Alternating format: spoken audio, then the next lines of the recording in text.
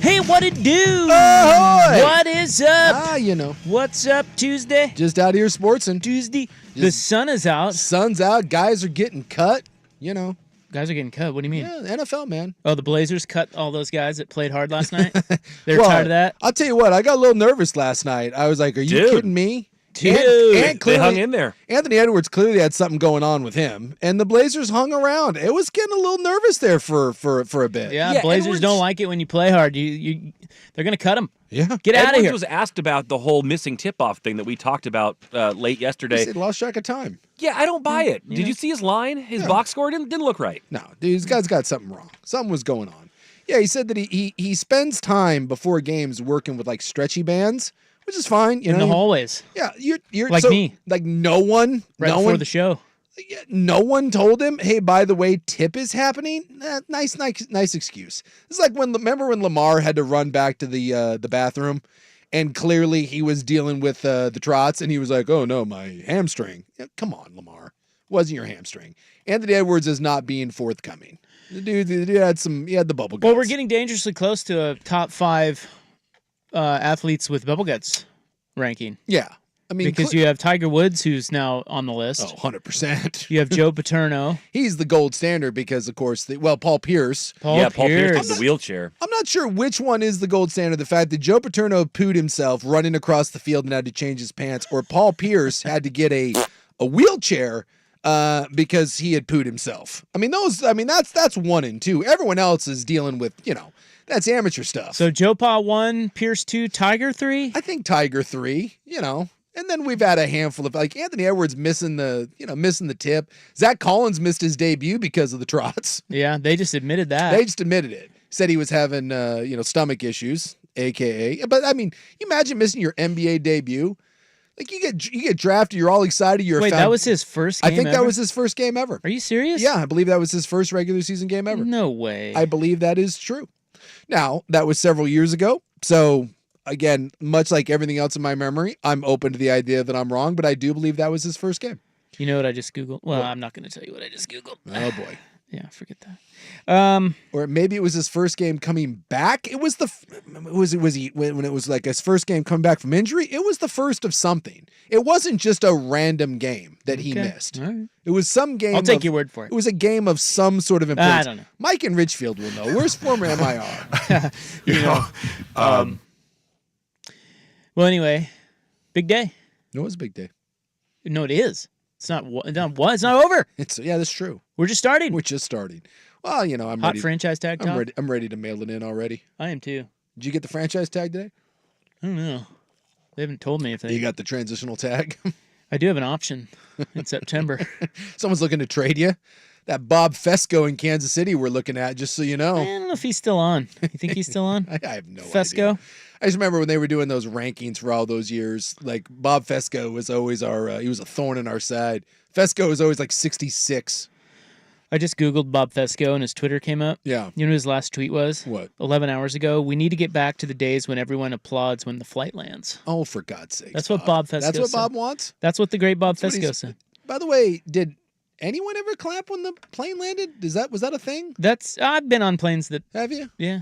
I always think that that's kind of patronizing. It's not often. To me, if I was a pilot and someone clapped, I would think you're being an ass. I've heard people clapping seemingly out of relief on a turbulent flight, like the end of it, or at some point in time, people got a little bit worried because it got a little bit too bumpy, and they're like relieved to be back on the ground. That's when I've experienced it. Yeah, that's a little.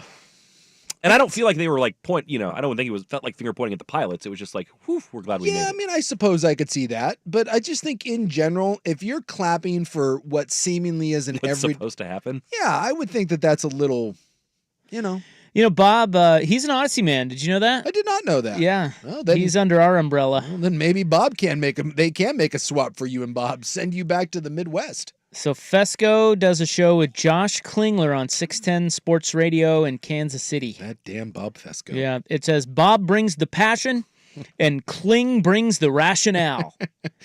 That means Bob's irrational.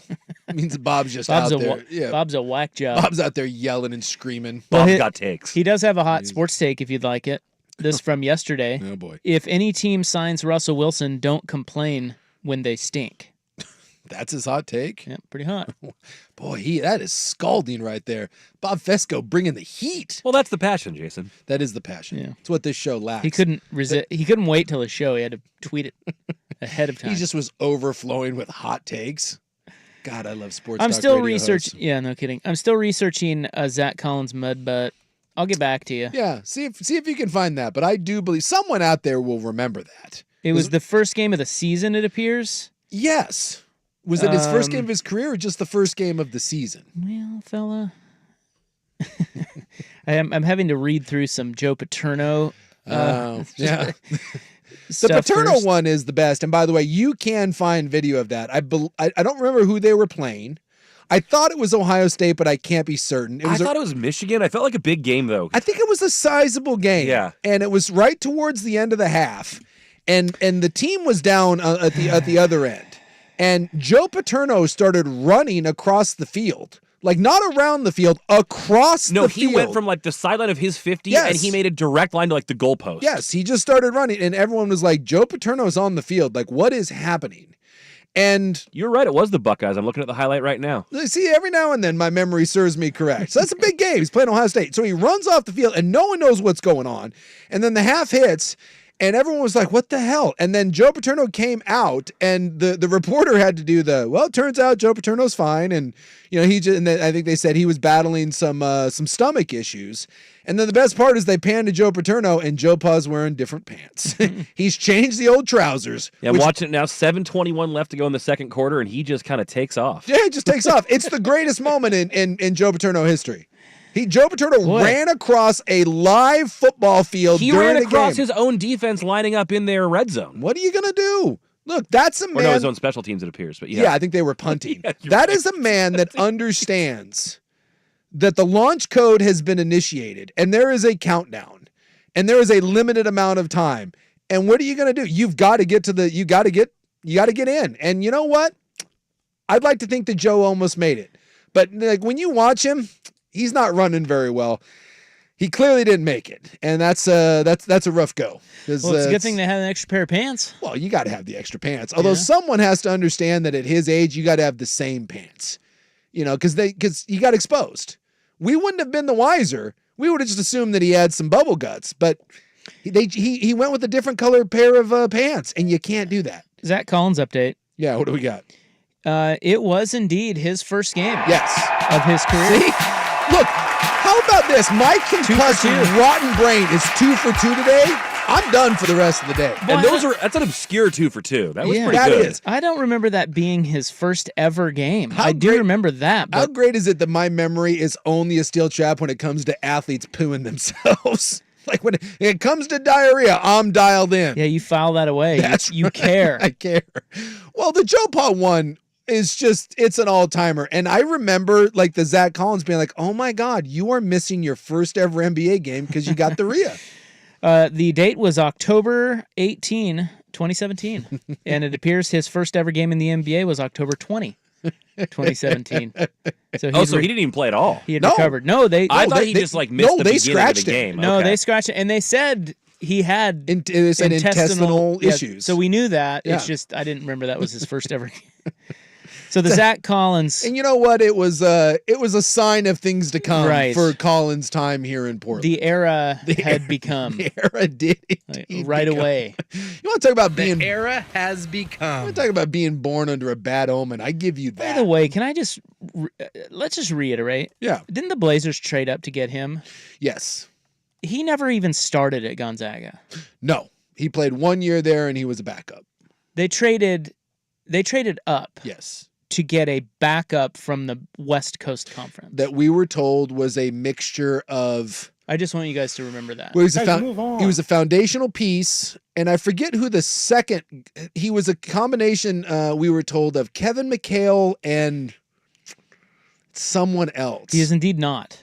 No, he is not. He is not Kevin McHale. And you know the sad part is Kevin McHale was the lesser of the two people that he was compared to. That was back when we had a lot of high expectations. Although to be fair, we were told by this GM that Scoot Henderson in no way would struggle as a teenage point guard because he was just that unique. And sometimes those unique people just hit the ground running. We were told that as well.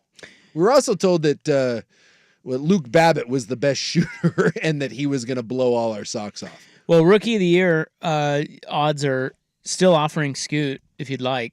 Oh, yeah, really? Yeah, I saw it today. 50,000 plus 50,000. I was going to say. I remember Scoot, Scoot like 30 games in was still trying to do hey, I'm going to win the Rookie of the Year. And then, there was that whole Chet thing and then that whole Wemby thing. And so you could bet $100. The whole Wemby thing, he never had a chance. Well, not according to Scoot. Well, I know. Well, now they're saying Chet might win it. Really? Yeah. Oh, well, I mean, that's what they're saying. I mean, they've both been good. I think Scoot would just be happy to make one of the all-rookie teams. So if you bet 100 on Scoot to win Rookie of the Year right now, you'd win 50 G's. $100 to 50 G's. Now, the real question becomes, is if Wemby and Chet had some sort of horrid, let's say, hide-a-bed / curling iron accident and weren't allowed to play, he's still not winning. Like, he was like 20th on the list. Yeah, I was going to say, in what world does he win Rookie of the Year? It's a bad bet. Suk, was Bill Laimbeer the other person that he was compared to? Because I'm reading that now as I did some digging. On. I don't remember. I just remember Kevin McHale and someone else, and I remember at the time being like, "You have got to be SME." me." That's why I'm saying it, but that's what came up. Bill in this Laimbeer, Bill Laimbeer and Kevin. Well, it's got to be white guys. You can't. Remember, we can't compare black guys to white guys. So he clearly being a big white guy, we can only compare him to white dudes. by the way, Zach now in his third year in San Antonio. Yeah, he's doing better, right? Yeah, he's having a career year. What's he got? What do you mean? I mean, what are he like 10 and 6, 12 and 4? I don't know. You talking stats, bruh? I don't watch a lot of Spurs basketball unless it's involving Wemby. 11 points, 5 reebs. Hey, I was close. 3 assists. A few turnovers, but don't worry about that. Yeah, he started 24 games for them. Good. You know what? Look, and by all accounts, he was a good kid. It just, it's like one of those guys that got overhyped and it didn't, it didn't go great. He never averaged over 7 points a game in Portland. No. And by the way, don't feel bad for him for one single bit. Here's a fun question. How many games did Zach Collins start as a Trailblazer? Oh, so he was here for what? You said 3. 3 years? 3 here, 3 in San Antonio. How many games did he start? I'll go. Blazers. Let's say, give me 30. Well, he was hurt so much. I know. I'm going to go 30. Give me 30. 12. Whoops. Yeah. That hurts. 12. Yeah, that's no good. But by the way, don't feel bad because when he finishes out this San Antonio contract, 12. he will have made $72 million. That's good. Yeah. Yeah, I would say that's good. Good for him, man. I mean, say all you want to do was a bust, but he's still playing. And Myers Leonard total starts? Leonard had more than that, right? I'm going to do some math here. We were talking to Barrett about Myers Leonard. Yeah, it looks like Myers is done. Yeah, he talked to him the other day. Yeah, he's not. He was on his podcast that he's not doing anything. Like, I guess it's his foot or knee or something. He's not gonna be able to make a comeback. He started 42 games. That's it. 42 games As a Blazer. Boy, I'll tell you what. He came off the bench a lot. There is something great to being like a 6'10" backup NBA player. He started more games in Miami in one season than he did in Portland in 7. Well, or 6. Well, and the problem with Zach is we were coming off the Myers Leonard thing, and we had been burned by They so screwed that up. Collins or Leonard and Collins back to back. Yeah. Right? Wasn't that back to back years? Guys, move on. I don't know if it was back to back years. I mean, I know it's just, I don't know. Have we done enough on that? Oh, I think we've talked about it. Well, I know, but have we done enough on that? It's not breaking news, dude. I don't think we have. Hey, Because those guys were key. Like, if you made good picks right there, you were in business. Yes. Hey, they got Dame right? Although I don't remember the Myers Leonard one no, flip that. The Myers Leonard one was the one where I think they wanted to get Andre Drummond, and Drummond went like 1 or 2 spots before. I'm not certain because we've gone through these. I don't know if on either one of those if there was like a glaring like omission around them. We just did this the other day. Yeah, we did and it the was other not day. even back to back, close to back to back years. It was 2012 and 2017. But yeah, we just did this, didn't we? Yeah, I don't remember which one we did it with, but it wasn't like there was a guy like right in that range. There was some like further down, but that happens. One of a them lot. was Giannis, wasn't it? Yeah, I think one of them was Giannis. But, Whoops. But that happens like, no one. There But you- wasn't any obvious star that like, oh boy, they botched that. Yeah. Leonard was Jeremy Lamb, Kendall Marshall, John Henson, Mo Harkless, Royce White, Tyler Zeller, Terrence Jones. Those are the picks So out. call None it- of those guys were so- good. Okay, yeah. Draymond Green went in the second round. But Yeah, I get Which it. means every team had Every a shot team. at it. hey, Festus Ezeli, former Blazers great, Blazer went great. 30th. Festus Ezeli, absolutely. So the players right before Myers Leonard were Andre Drummond and Austin Rivers. That was the one. Supposedly the Blazers wanted Drummond, and Drummond ended up having an okay career. He was all right, and they just he missed it by 2 spots. He was kind of soft. Yes, he was, but he put up numbers. I'll bet you if you looked up Andre Drummond's numbers, they're better than you think. Yeah, I mean, well, he was But big. and it was and they were empty stats, but he was good. I think for a while there, he was a 20 and 12 guy. All right, we must go. But the good news is we'll be back. For more. For and more. and more. Career 12 and 12. Who? Drummond. Yeah, see, that's lower than I would have thought. I think he had a couple. That's what I'm saying. Though I think he had a couple years where he was really productive. Yeah, for about 4 years straight, he was 17 and Yeah. 12, 13, 14. I would have guessed 15 and 10, 11. In Yeah. 17, 18, he went 15 and 16. Yeah, I was gonna say. I remember he had a couple years that were. Hey, what's he doing? that were Call nice. him up. Get him out there. I think he's in Chicago. Yep, he's playing Oh, for the he's still Bulls, playing? averaging 8 and 8. Oh, my God. He's still out there. Is cruising around. DeAndre Jordan still playing? Yeah, All these he's on the tall bench guys. for the Nuggets. Oh, my God. Yeah, he's hanging around. He's kind of like a hype man. He doesn't play a lot. He's He's like a the- victory cigar. He's the new Haslam. Yeah, he is. Just Yeah. chasing rings. Well, why not, man? Hang out, wave a towel. Probably catches a Worked last year. Yeah. Have we looked at who's chasing a ring with Boston? Like, who's going to get a ring when they win? Oh gosh, we can look. You guys looked at that? I have not Peyton seen. Pritchard. No, that's not the guy, but Well, I mean, yeah. he would, but What's his nuts? Oh, good old what's his nuts. I was watching him the other day. I was like, man, he looks old. well, you got to look at the whole roster over the weekend because they beat Golden State by so much. What's his nuts? The white guy, the white kid, right? White kid. Yeah. Hauser? No. Oh, no. I thought it was what's his the old Utah Jazz guy. I love that you're hitting me with Hayward. an old. Your boy, What's his nuts? Svi Mikhailuk. Svee's there. Is Hayward there? No, Or did I he just not He's see back him? to the Hornets now, I think. I must have saw somebody else out there. no. I thought I saw him. No, you're just confusing random white people. It wasn't Peyton Pritchard. Drew Peterson's there, and he's kind of a weird looking white guy. Who's that? Oh, some white guy. He's played in like one game. All right. Poll question is next. Pac-12 basketball, the topic. You're thinking of Luke Cornett. He's got a Gordon Hayward look about him. Does he? Yeah. I saw that guy. I was like, Gordon Hayward. Yeah, if look, Because didn't Hayward once play for? yes, Oh, he does. He looks just like it him. looks like he's just a taller Gordon Hayward. Where That's is very Hayward? Hayward thing going on. Where is Hayward now? I think he's still in Charlotte. Is I he think not? he went back to Charlotte. He had been maybe with Boston. No, he was in. Gordon Hayward was in Boston. He got like a big contract. Yeah, there. he was there Yeah. at one point. But yeah, this dude looks just like a. Well, look, all white people look alike, but yeah, he looks like Gordon Hayward. All right. Focus. Yeah, let's get focused here. Let's talk sports. Pac-12 basketball, the subject of our poll question, next on the Fan. The home of dirt and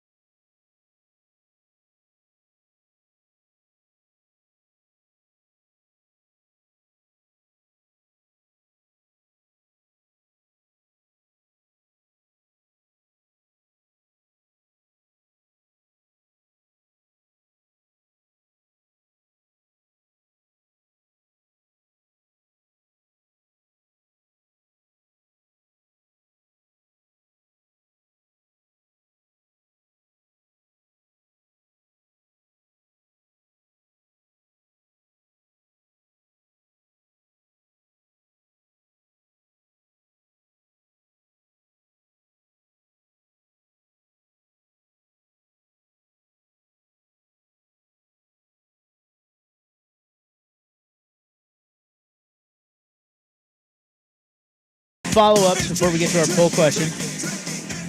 In the interest of accuracy, we are getting text on the Vancouver Ford text line that Zach Randolph did not start as a freshman at Michigan State. And that turned out to be pretty good.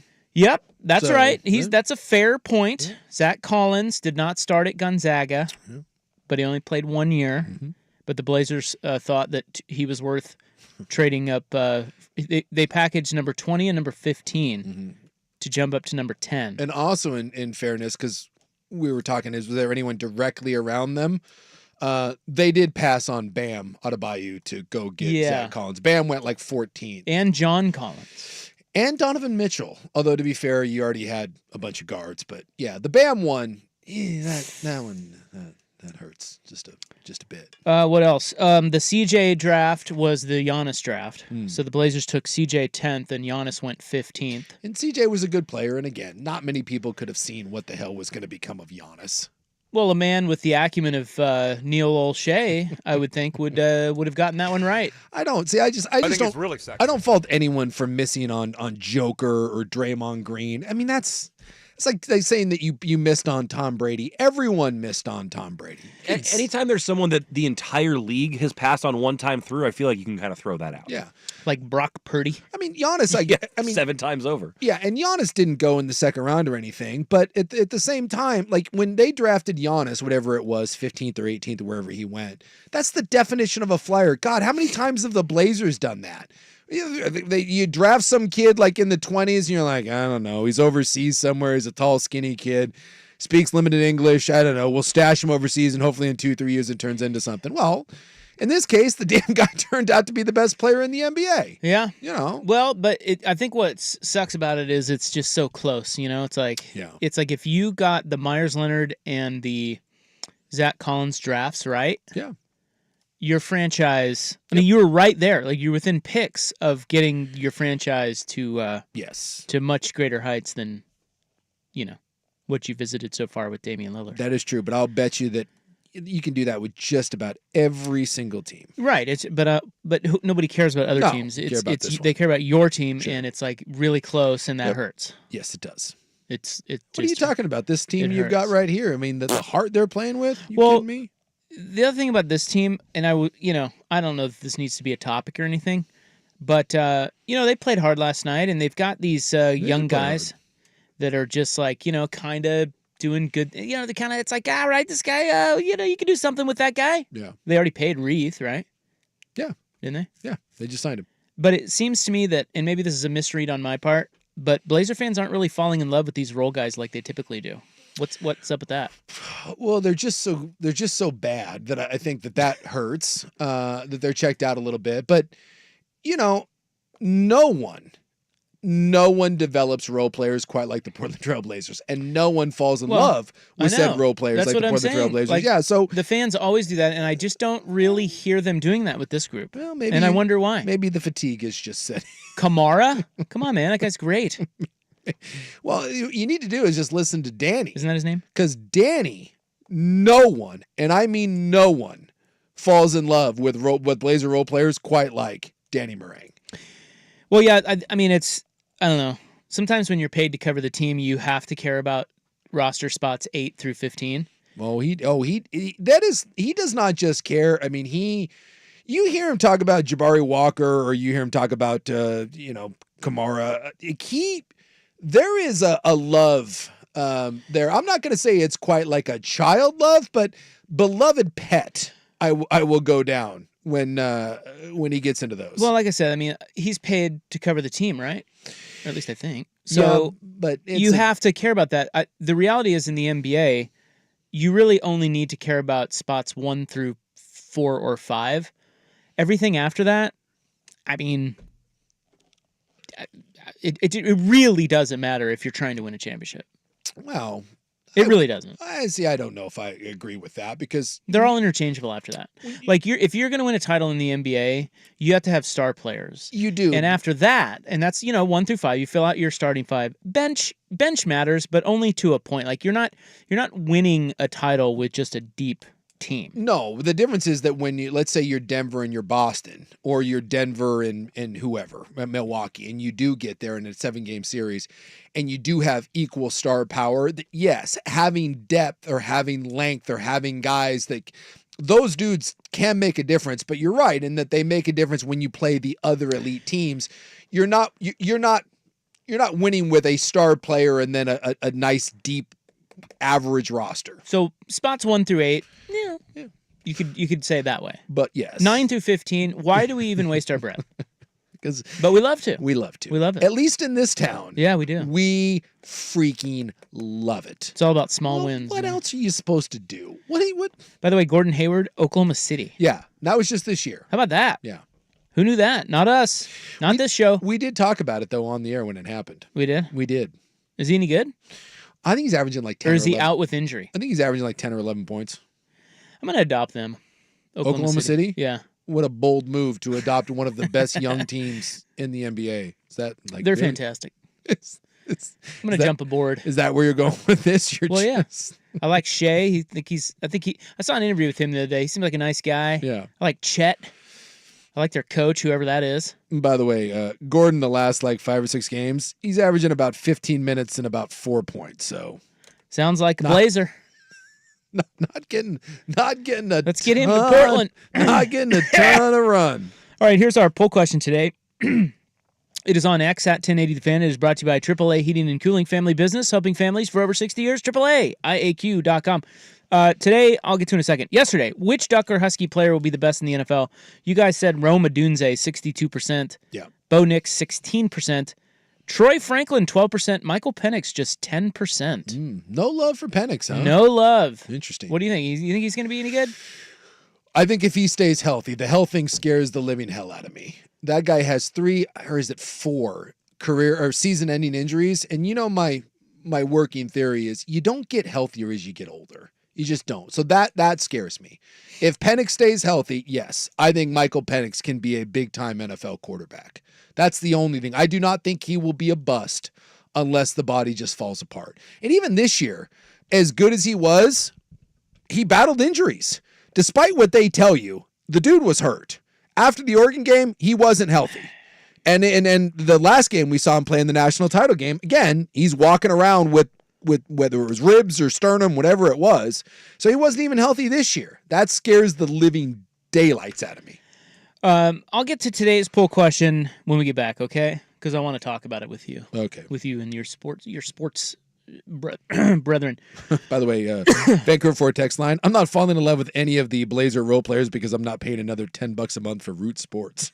Yeah. Another one that somebody texted in that's a good point is nobody cares about the role players right now because they're more preoccupied with the young players like Scoot and Simons and the development of Sharp. That's true. If he were to play, so you forget about you don't even care about the Kamara. Like if your stars are in place when you got Damon, CJ, and Nurkic, now you're like, oh, Kamara, he's gonna be the final piece. Well, it's weird because they have so many guys who are supposed to be their main players out right now that the role players are the main guys. Like Kamara's a starter. Can you imagine though the peak Dame CJ? For yourself. Can you imagine if old Duop Reith was doing what he was doing during peak Dame CJ? It'd be a frenzy. Holy hell. Yeah. This town would collectively lose their S. Well, if you had do you remember the Mo Harkless Al-Farouq Aminu? I was going to say Front Chief court Aminu ears? had a little bit of that. Oh, yeah. Yeah. Rupert had like 7 points the other night. We'd be like, oh my God. 7 points. Such a gritty 7 points too. We would have been because we were always looking for somebody there was a no man's land of forwards. They could not find a forward for 5 years. Yeah. You got to find someone. Well, the idea was that the only way that Portland was going to make a big leap was to hit on the guy that no one saw coming. Zach Collins, baby. You just start mining for gold. All right, Pac-12 basketball. How much will you miss it? That's next. Here's Book. Now,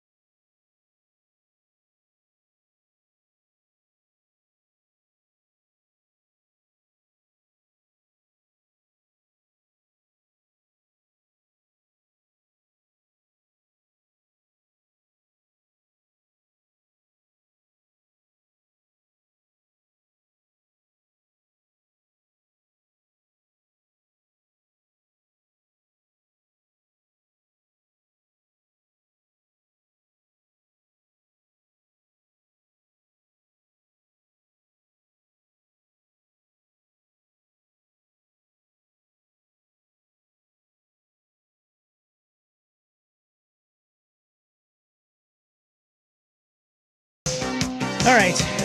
Doing a little sideshow homework that will be brought up later.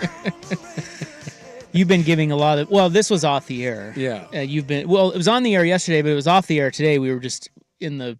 What do you call it? The sales the area. office. Yeah, the office, yes. Yeah. Where guys call clients and be like, hey, just circling back. Sales desks. The old if you bullpen. will. The old bullpen, yeah. And you were giving Joe Fisher more crap for thinking that he can run a... What does he think? He can run a 5.28? I think it was Fuaga that ran 5.2 something at the combine. Okay. And Fisher thinks he can run that? yeah, Sprague was talking about it on his show, and they were like, dude, that, Fuaga had a great... the Oregon State tackle, he had a great combine.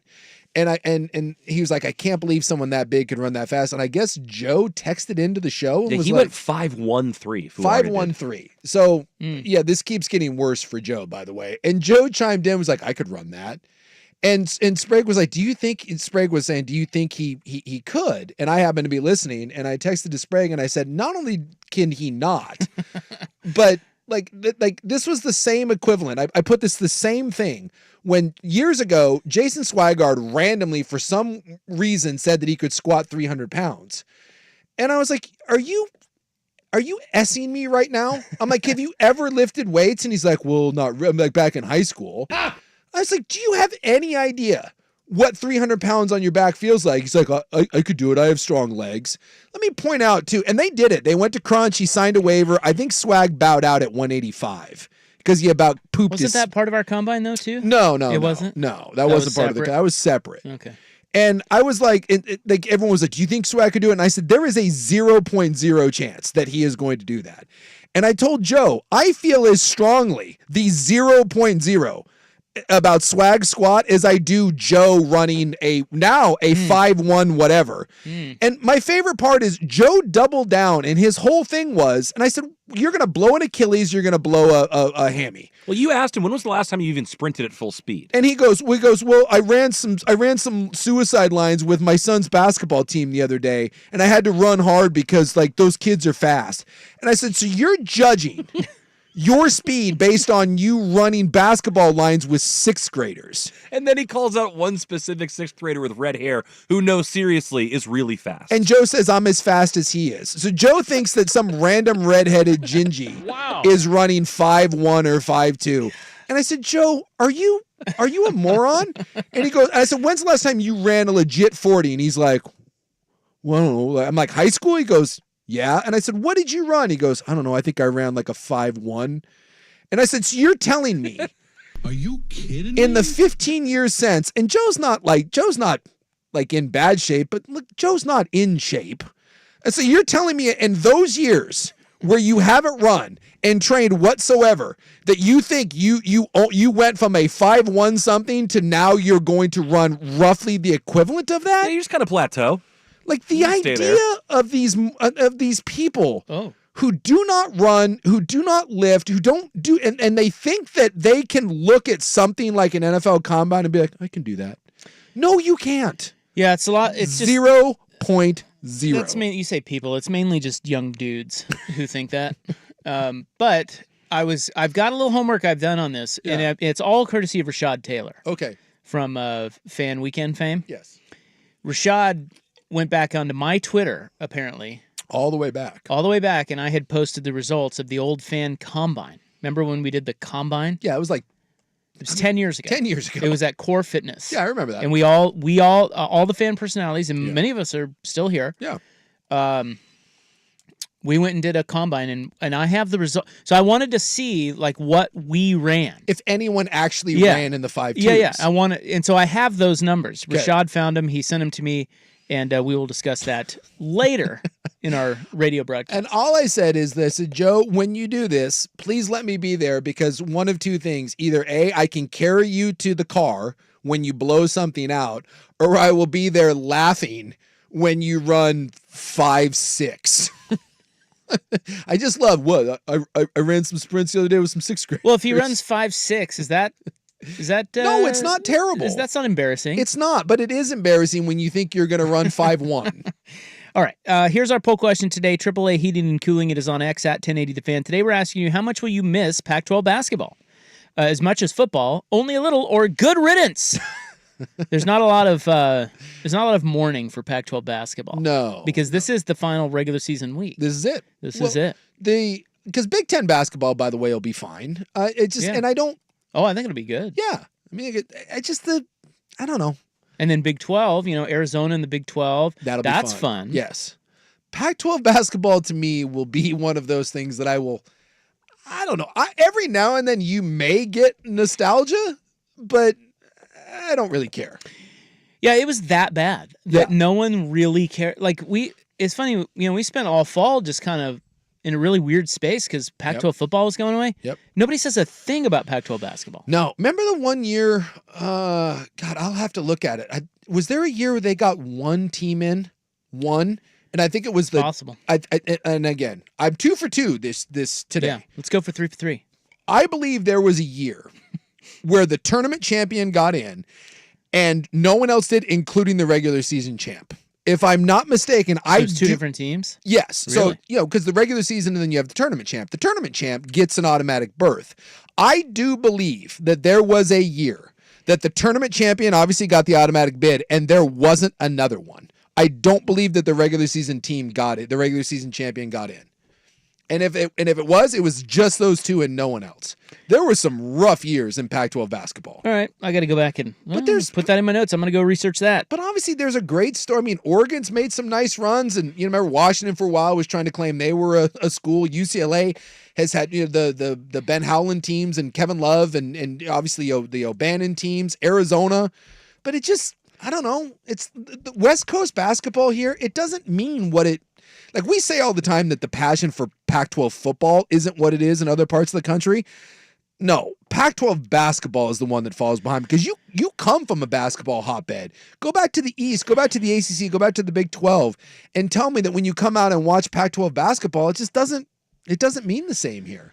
No, but you have Gonzaga. The rise of Gonzaga is kind of cool to see. Yeah. There's a school where it does. Well, I remember when Oregon had the pit. That was cool. Yeah, Oregon's got a good. I mean, Arizona, UCLA. You got a little interest, but it's just the league itself is just no one will miss it. Arizona looks pretty nasty this year, though. I mean, I was just looking at the odds. They are plus 1,100 to win it all. Really? That's the last team that won the NCAA tournament, right? Arizona, last Pac-12 team. Last Pac-12 team. They beat Kansas that year. It was 90, not in the final, 96, 97? They beat them in the Sweet 16. I think it was 97. Yeah. But they are plus. By the way, that's a long ass time. Yeah, no kidding. And you think about all those UCLA teams. Because they made won 3 straight Final Fours, I believe, but never. So Arizona's plus 1,100 to win it all behind UConn, Houston, and Purdue. Those three have better odds or lower odds. But Arizona looks pretty nasty, especially with Caleb Love, that guard. He was he played at North Carolina when Kansas beat them in 2022 in the final. Remember that whole game? I do remember that. Can I remind you of that?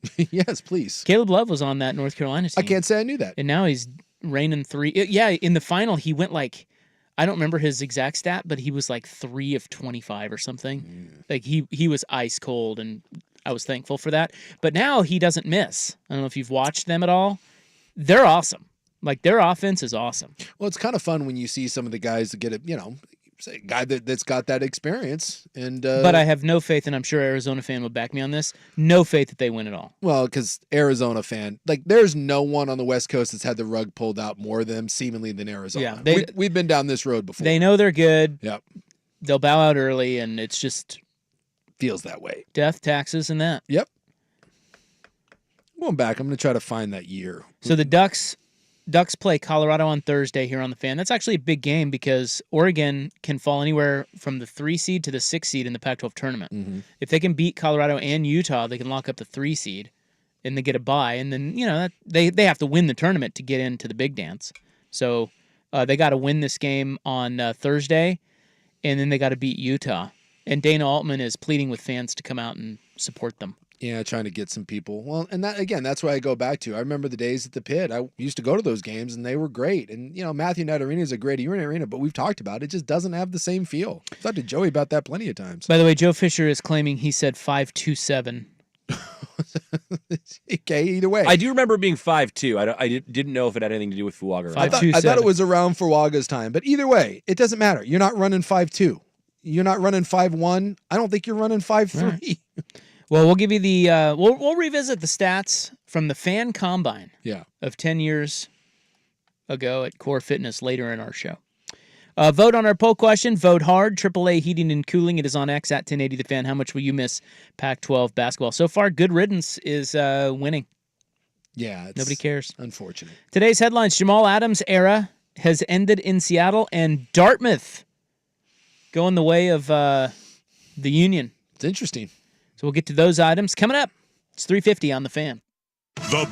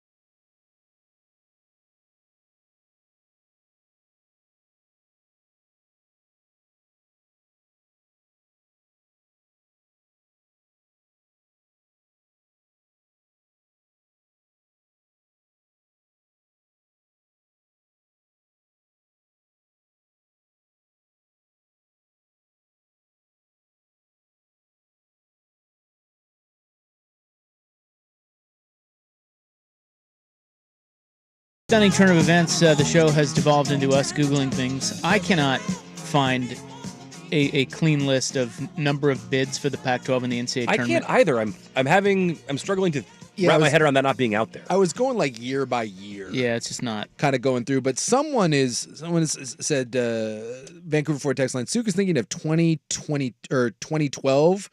Only 2 teams made the tournament. Cal at 13-5, and conference got in at large, and Colorado got in as the conference champ. The tournament champ. Yeah, the conference tournament champ. So maybe that's what I'm thinking of. Is they just squeezed into. There were some bad years there where it was I thought maybe 1, but in this case maybe 2. Wait a minute. He's saying in 2012, Washington won the regular season Pac-12 and did not get in the tournament. That's the one I'm thinking. The team that was second was Cal, did get in the tournament, and then the team that won the conference tournament, Colorado, obviously they go because it's auto. I believe that's how correct. that played out. I believe that's so. I was kind of going through there, and I'm looking through. So Colorado was the automatic one, and they were Colorado made it, and then I'm looking through by the bracket, and the only other one I see is Cal. Yeah, so I think that was the one. And Washington won the. I was going to say I thought Washington was involved, and that would play out. Washington won the regular season Pac-12, lost in the tournament, and didn't make it. Now I thought the only team to make it was the tournament champ. But apparently not. Apparently Cal somehow managed to get in. That's how bad it was during some of those years. No wonder no one's going to miss the Pac-12. Yeah, it's the Pac-12. I'm very confident. Yeah. It's Division I basketball. All right. Well, now we got to break again. Okay. We've Googled enough. Back on track here. For heaven's sakes. Dartmouth is going Union. They're going to attempt. And Jamal Adams is leaving your Seahawks. Yeah, and someone else too that actually people like a lot better than Jamal Adams. You need a couple safeties, do you? You got some eligibility left? Yeah, it looks like Washington that year was 24-11 And didn't make it. and did not make it. Cal was 24-10 and did. Must have had just better wins. I guess. And then Colorado Won the was 24-12. So in the Pac-12's defense that year, they had 5 teams at the top of the league, all within a half game of one another. Yeah, didn't work out. Because Oregon went 24-10, didn't make it. Welcome to the NIT, baby. Arizona 23-12 didn't make it. Real quick, before we hit the break, the text line wants to know, and I do too, how's the dog? Oh, Two Poops? Yeah, it's a little dicey right now. She's in emergency surgery. Oh. Yeah, so we're waiting to hear. But little Molly Two Poops is a Hoover vacuum cleaner. Yeah. Have you ever had a dog that was a Hoover? Eats everything. Yeah, my lab growing up. God, she eats everything. She once ate an entire bowl of Halloween candy, wrapper and all. Ooh, damn. Yeah. Yeah, she was a street dog. So, I mean, She's a scavenger. yeah. So she eats everything. So she got something that we don't know what it was. And she's got a blockage, so she's currently under the knife. Yeah, so much for that light bill. Oh, dude. Yeah. You know what they quoted me? Are you ready? Something offensive. Are you guys ready for this? They quoted. Now, granted, they said this is on the high end, but we just have to. It's going to be the high end, by the way. Has a vet bill ever come in on the low end? $6,000 to $9,000. Hey-oh! So, I don't feel good How about much that. do you love that dog? Dude, I could not. Danielle loves that dog. That's all that matters. I love the dog too, but, you know, I had the thought, she did not. Yeah. I was going to say, it's... So I have no say you in have this. no say in it. So I'm just supportive. Right I mean, I there. love the dog. CTC, baby. CTC. I'm rooting for the dog. Yeah. But there goes Las Vegas in the summer, probably. So, you know, there's always a trade-off. Yeah. So hopefully she does well. She's having surgery right now. Okay, coming up next, let's get back to today's headlines. The Seahawks make some cuts. Dartmouth going the way of the Union, and Arch Manning has opted out of the college football video game. And for some reason, sports talk guys are I don't know. upset about it. Yeah, we're killing him. I don't understand. I don't know. 3:59 on the Fan.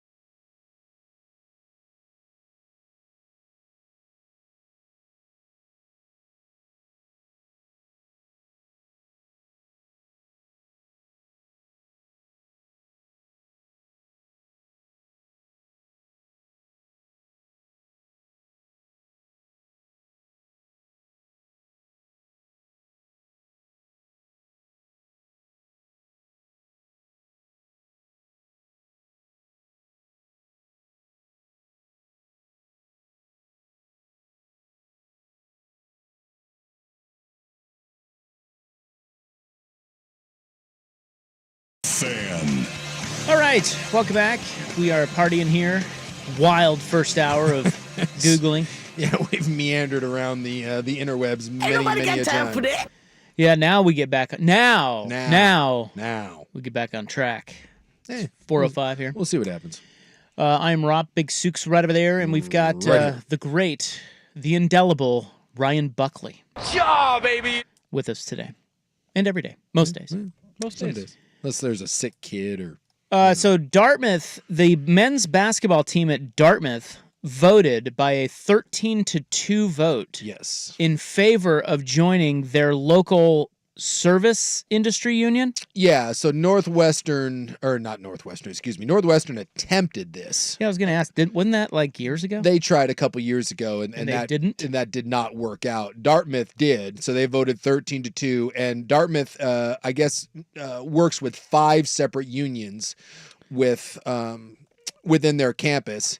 And the basketball team has partnered with one of the service unions. Now, Dartmouth does not want this. In fact, Dartmouth sent them a letter basically saying that if you do this, and this was maybe a week ago before the vote, you may be putting yourselves at jeopardy of getting kicked out of the Ivy League, just basically this doom and gloom sort of thing to try to persuade them not to do it. Dartmouth said no. The men's basketball team said we're going to vote anyways, 13-2. And so this is the first major step in this. Now, Dartmouth is going to appeal. And their appeal is going to be based on, it sounds like, I was reading all about this, their appeal is going to be based on the fact that other athletes may be employees, but not Dartmouth. So it's interesting that their whole argument isn't that NCAA athletes aren't employees. Is that because they're Ivy League? They're Ivy League. And they don't get scholarships, right? Well, and they're saying that obviously school, the whole argument against this obviously is school doesn't matter and everyone's making decisions just based on money. Dartmouth actually may have a case and appeal to say, hey, this is other places, but not here. So it's interesting that even if this one fails, and we don't know if it will, by the way, this is going to take months and months. He said they're going to appeal to every federal court, and this may end up in the Supreme Court. So this is the first step, but appeals are coming. But it's just interesting that already they're saying that even if they win on appeal, it seems to open the door for someone else. And by the way, USC is doing this right now for men's football, basketball, and women's basketball. They're attempting this right now. One of these is going to succeed. USC is attempting what? To vote to unionize? They're trying to get the National Labor Board to say that they have the right to unionize for football, men's and women's basketball. Because the Northwestern one, which I looked up, was like 2015. Yeah, it was a while back. Nothing ever came of that because the National Labor Board said no, you cannot become the first college team to form a union. But apparently this one said yes. The National Labor Relations Board for this one said yes. I don't know what the difference is. No idea. But that's where we're at. Yeah. So this is do you know what the difference is? I don't. I was reading through and I do not know why this one said yes and they said no to Northwestern. It may just simply be as this has gone on, it's getting harder and harder, and some would say impossible to try to throw out the idea that these are student athletes and they're not employees. And by the way, people asking what's the significance of this? Well, if you're an employee, then you have to make at least minimum wage. You have to get overtime. There's workers' comps, all of those things. So if some of these start to fall, this is the end of amateurism as we know it. Then you become an official employee. So according to Yahoo Sports, in the Northwestern case, the National Board declined to recognize unionization in part because it only applies to private employers. Mm-hmm. And though it is a private school, Northwestern, it competes in the Big Ten, where at the time all other schools were public. So that was the issue there. Well, I do know that all the schools in the Ivy League are private. And this is why they're trying it at USC, obviously, because USC is a private institution. Yeah. So, this is a big deal, and it's we'll see how this works its way through court. And by the way, they're already having a House committee meeting on Tuesday to try to address this. I mean, so again, you have members of Congress now that are trying to figure out what the hell this is. No, it is a big deal, but it's also this kind of stuff. It just takes so long that and there's a lot of legalese involved that it gives me tired head and I don't really care. Just get to the end point. It's the same with the college football playoff expansion and all that. Just get to the end point, okay? Yeah. Get this all figured out, you clowns. All of you clowns. Yeah, we'll see what happens, but I mean, technically, Dartmouth is going to play Harvard, and it will be the first time that the a men's NCAA team plays as a unionized team. And yet, So no one will care about the game. no, and there was some talk that Dartmouth would just get rid of basketball, but they were saying you can't really do that because then the Dartmouth men's players could sue, saying that you didn't negotiate with us in fair like with fair practices. So that just the moment Again. you unionize, you're like, well, you're all fired. It doesn't work like right. that. That's why you unionize.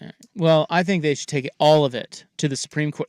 I think the Supreme Court should drop everything that they're doing right now, whatever it is that they're doing. I think they're dealing with some important stuff. Nope, drop it all. No. And take all of this NCAA crap to them tomorrow. Yeah. They rule by Friday, and we get it all figured out by next week. Seems like that's not going to happen. How about that? I was reading about this committee that they're going to have on Tuesday. It's like the 12th one that they're going to meet, and they said that they're trying to figure this out so that this doesn't go to labor boards across the country. Because again, then you'd be dealing with, much like we have with NIL, imagine all the different labor unions that you would have to deal with across the country for all of these teams. It could be quite problematic. And so one of the representatives was like, hey, we're trying to figure out how we get ahead of this. But even she admitted that there was something along the lines where she basically said, I just don't see how even like us in government come to something that is that's fair to all parties. She was doubtful that they could come up with a solution because you're kind of in uncharted territories here. And that's the same thing that we've said all along. Like the NCAA is desperate for federal legislation to kind of put an end to this.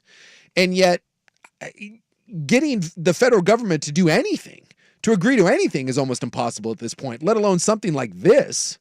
And again, it's the NCAA. I don't know how they make the case anymore that this isn't anything other than just paid employees. It feels like that's the way this is going. It just may take a while for this to officially topple, like what you were saying. Wake me up when we get there, okay? It might be a while. Well, still wake me up. Put it on your See what I can do. reminder list. The couple of the If I'm articles, alive. the couple of the articles I said, or that I read today said, give it about 3 to 5 years. Is that all? Yeah. Apparently, again, the Supreme Court has other things that they're dealing with besides Well, again, this. 3 to 5 years. This already started in 2015. That was 7 years ago, 8 years ago, 9 years ago. Yeah, but they lost. I'm good at math. Dartmouth won. I'm pretty sure Mike Kafka, who's now a coordinator, Yes, he ran was it. part of that team. Yes. He was on the team then. He was on the team. I think he was the quarterback Yeah, he and was. may have led the charge. But again, the labor union said no. This one said yes. And then if All the right. USC one says yes, then we'll see. All right. Because the USC one will carry a lot more weight than Dartmouth. I get the feeling Isaac's over it. I am so bored. The Seahawks will look a lot different next year. Well, kind of different. Well, probably a lot different. A lot different. That's next on The Fan. The home of Dirt and Spray. I'm Dirt. In for now.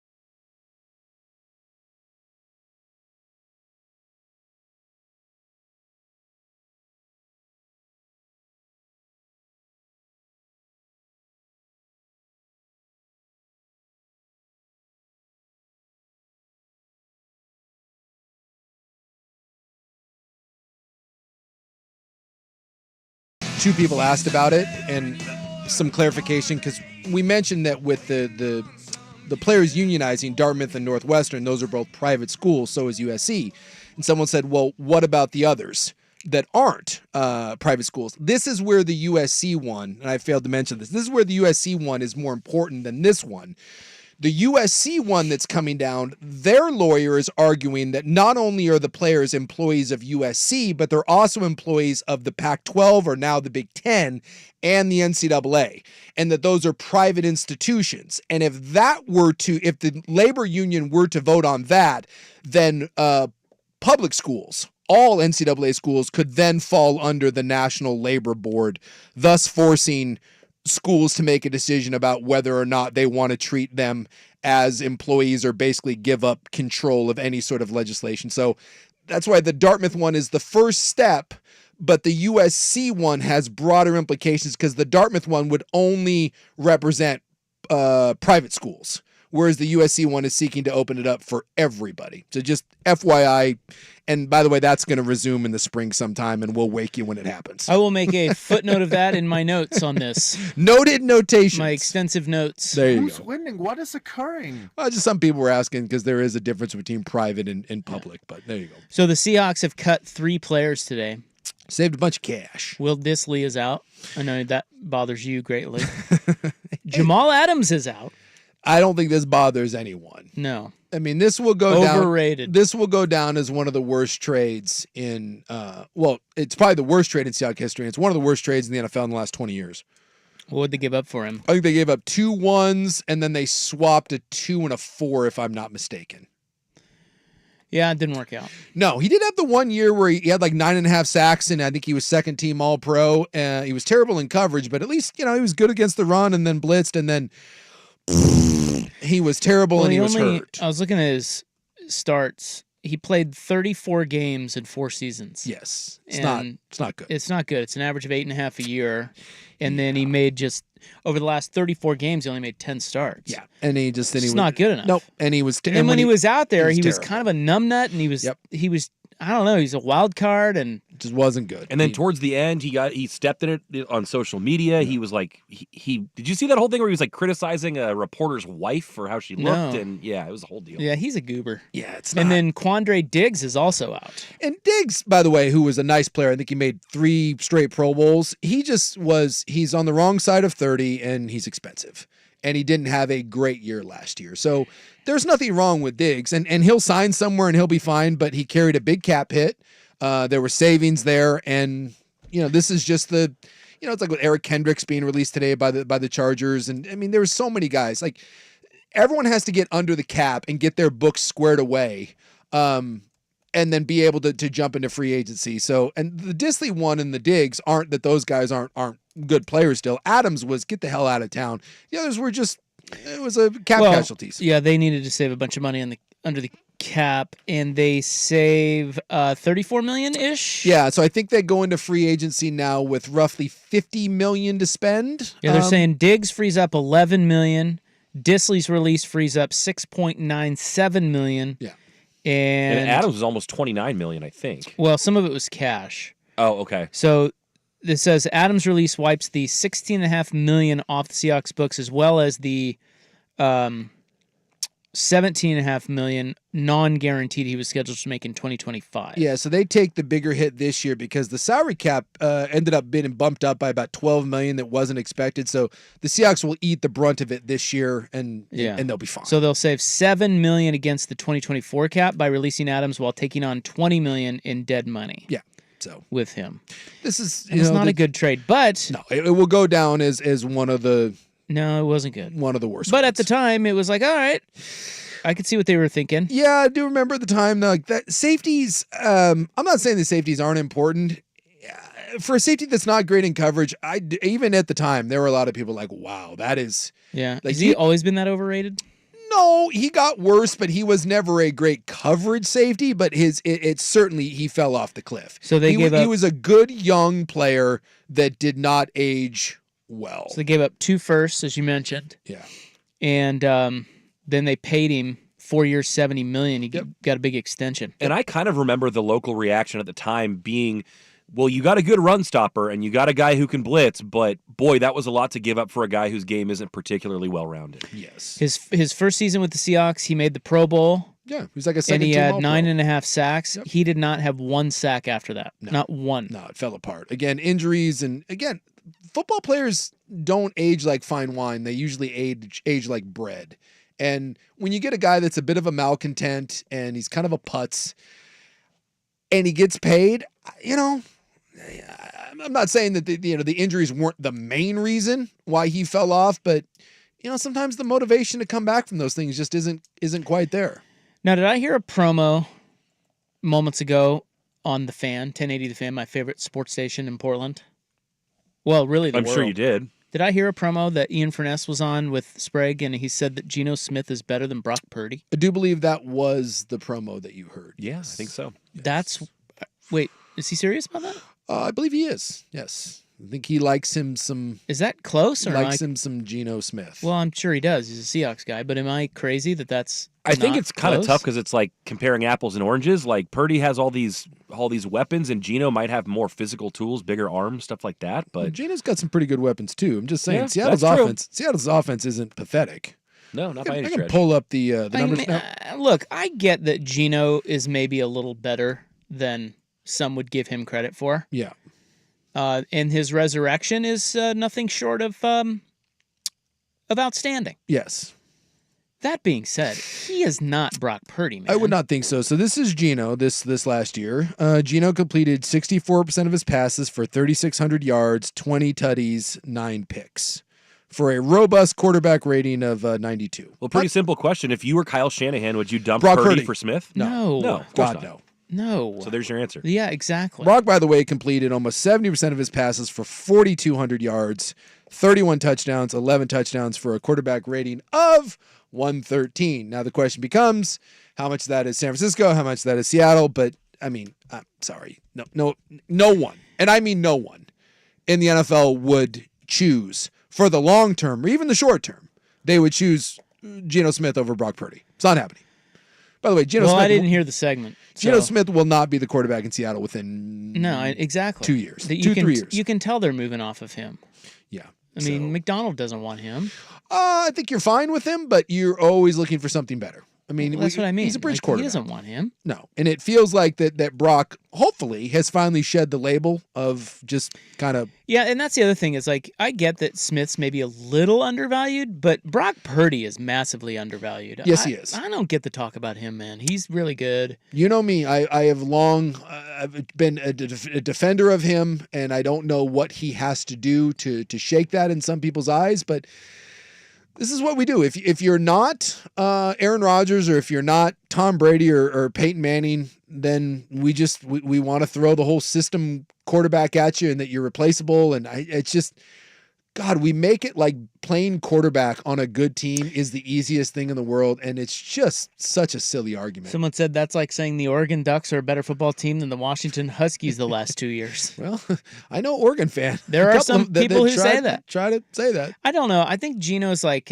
he's a bit in the Baker Mayfield camp for me in that I think that, well, I'm just mean that they're quarterbacks that I think you can do some things with and they can win you some games. Yeah. But boy, I tell you, you get in a big game on a big drive, I have zero faith in them. And I mean zero. Sure. And Baker will throw the game losing pick. He did in the playoffs. And Geno will too. Every time. Yeah. I can't. Brock won't. They're both quarterbacks. Those two guys, Baker and Geno, are good enough to get you to the playoffs, but not That's probably right. good enough to win you Super Bowl. And that's what I mean. Yeah. I find Geno. See, I like Baker more than most people. I think Baker's better. I but- do think he's better too, but I again, Yeah, same category. you get Baker 80 yards in 2 minutes, Yeah. it ain't happening, dude. It's just not happening. I think that both of them are, if we're doing tiers, right? I always say that we put too many guys into tier 1. There's like 5. There's like 4 to 5 in tier 1. And then tier 2 to me is like, let's go 5 or 6 to like 10. And then I think that third tier is like 11 to 20. And then you get into the after that, the back half. And to me, the Geno Smiths of the world, they're either at the front end of the fourth tier or at the back end of the third tier. And like I said, I don't think there's much difference. I'll go to my grave saying, to me, there's not a ton of difference between the 13th best quarterback in the league and the 18th best quarterback in the league. Then it comes down to who the personnel is around you, and do you have a good quarterback coach, and do you have an O-line and a run game and all that stuff. You know, the guys almost become interchangeable at that point. But, I mean, for God's sakes, Geno's had 2 years where he looks like he can even play in this league. So, you know, we need to stop with this, you know, He's a honk. Come on, there's Furness. a little bit of that I don't just... But thanks for the content. Yeah. I like that promo. Yeah. It's good. Bought us 5 minutes. Someone said Mahomes is tier 1 and then it's 2 after that. I wouldn't go quite that far. Who would you put in tier 1 with Mahomes? When healthy, and this is... Oh, by the way, I don't know if you've seen any of the Joe Burrow stuff, but you know his wrist that he hurt. Why? There's a it's like Dr. Is it Jesse Moore? There's a guy I follow on Twitter. He's a really he's an orthopedic surgeon. He's a really smart guy. He does a bunch of sports injury stuff. And he's not like a doom, you know, sky is falling type of stuff, but I think he provides a lot of very interesting perspective on injuries. And he was talking and he had gotten a chat with a couple other surgeons. I guess this ligament that Burrow hurt in his wrist, he's saying that's way more important than anyone's letting on. And that is something that you just don't see a lot of in professional athletes. And it's something that can be a long-term problem, can cause arthritis. And he said, keep an eye on that with Burrow, that this is a long-term thing. This is not a weird, just little, a minor surgery and a bone, gets fixed and you're fine. So to me, when healthy, Burrow is the second best quarterback in the league. But that's starting to get a big fat question mark. Is Burrow ever healthy? Well, he's the only guy that's taken out Mahomes. Yes. When it counts. So if you're doing quarterback tiers and we're going to say tier 1 guys, I would say that it's Mahomes, it's Burrow. I think Josh Allen falls into that category. Lamar. Yeah, the postseason stuff, but Lamar has to. He's a 2-time MVP. So I think Lamar falls into that tier 1. I don't know if I'm not going to put Herbert in there. I think he's knocking on the door, but I think you may have a 4. That may be it. That may be it for me, is those 4. Jake Browning? Not quite. Yeah, after that, you would get Stafford. Yeah. Purdy. And those aren't tier 1 guys to Prescott, Cousins, Stroud. No. Which is why I said to me the tier I always put Rodgers. I always put my tier 1 way smaller and I put my tier 2 way bigger. Because if you take those quarterbacks, right? If you just went off of the quarterback rating, right? Like Brock, Dak, Herbert, Stafford, Cousins, Jordan Love, Tua, Golf, Hurts. That's like, those are all like in that top 12. I don't think there's a ton of difference between a lot of those guys. Golf. Like, I just don't. Like, you did be like, Dak sucks and Cousins great. They're kind of the same guy.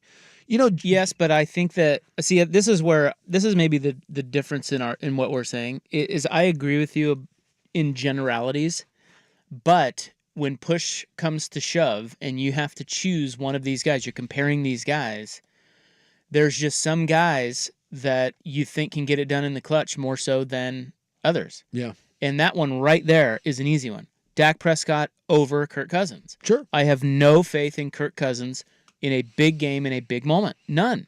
I guess same is true of Geno. Same is true of Baker. Dak, I've got faith a little bit.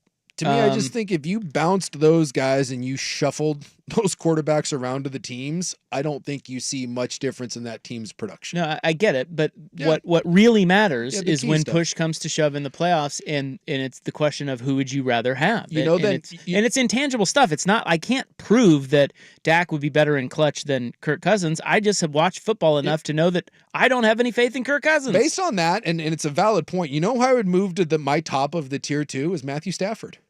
He's solid. If I had to play in going into the playoffs and you don't give me my tier 1 guys, he probably won't play you out of the game. He won't play. And I say, okay, I can also make the play to win. You give me a good team. I got a good team, right? I have a Super Bowl, the 49ers, right? And you say, I get any one of my tier 2 quarterbacks.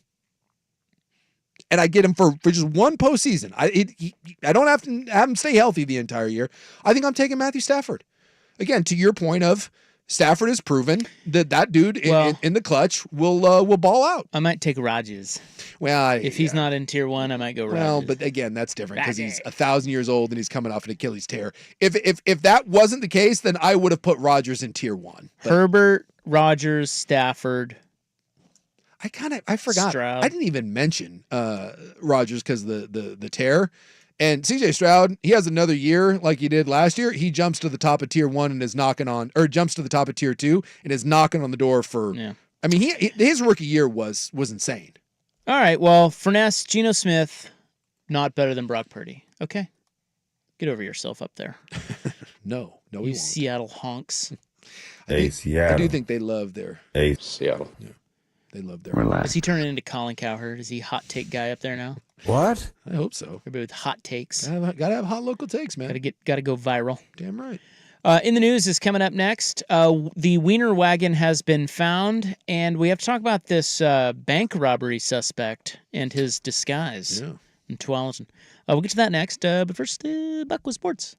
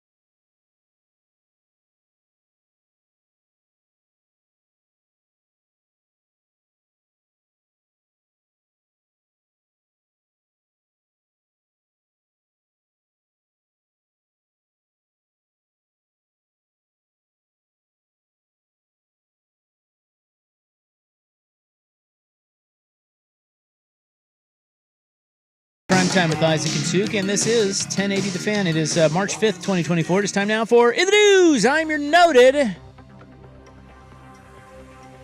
newsman.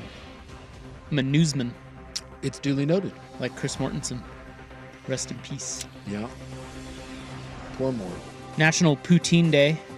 Oh, I don't mind a little poutine from time to time. I only eat it when I'm in Canada. Yeah, poutine's okay. I feel like that's the only place it's served.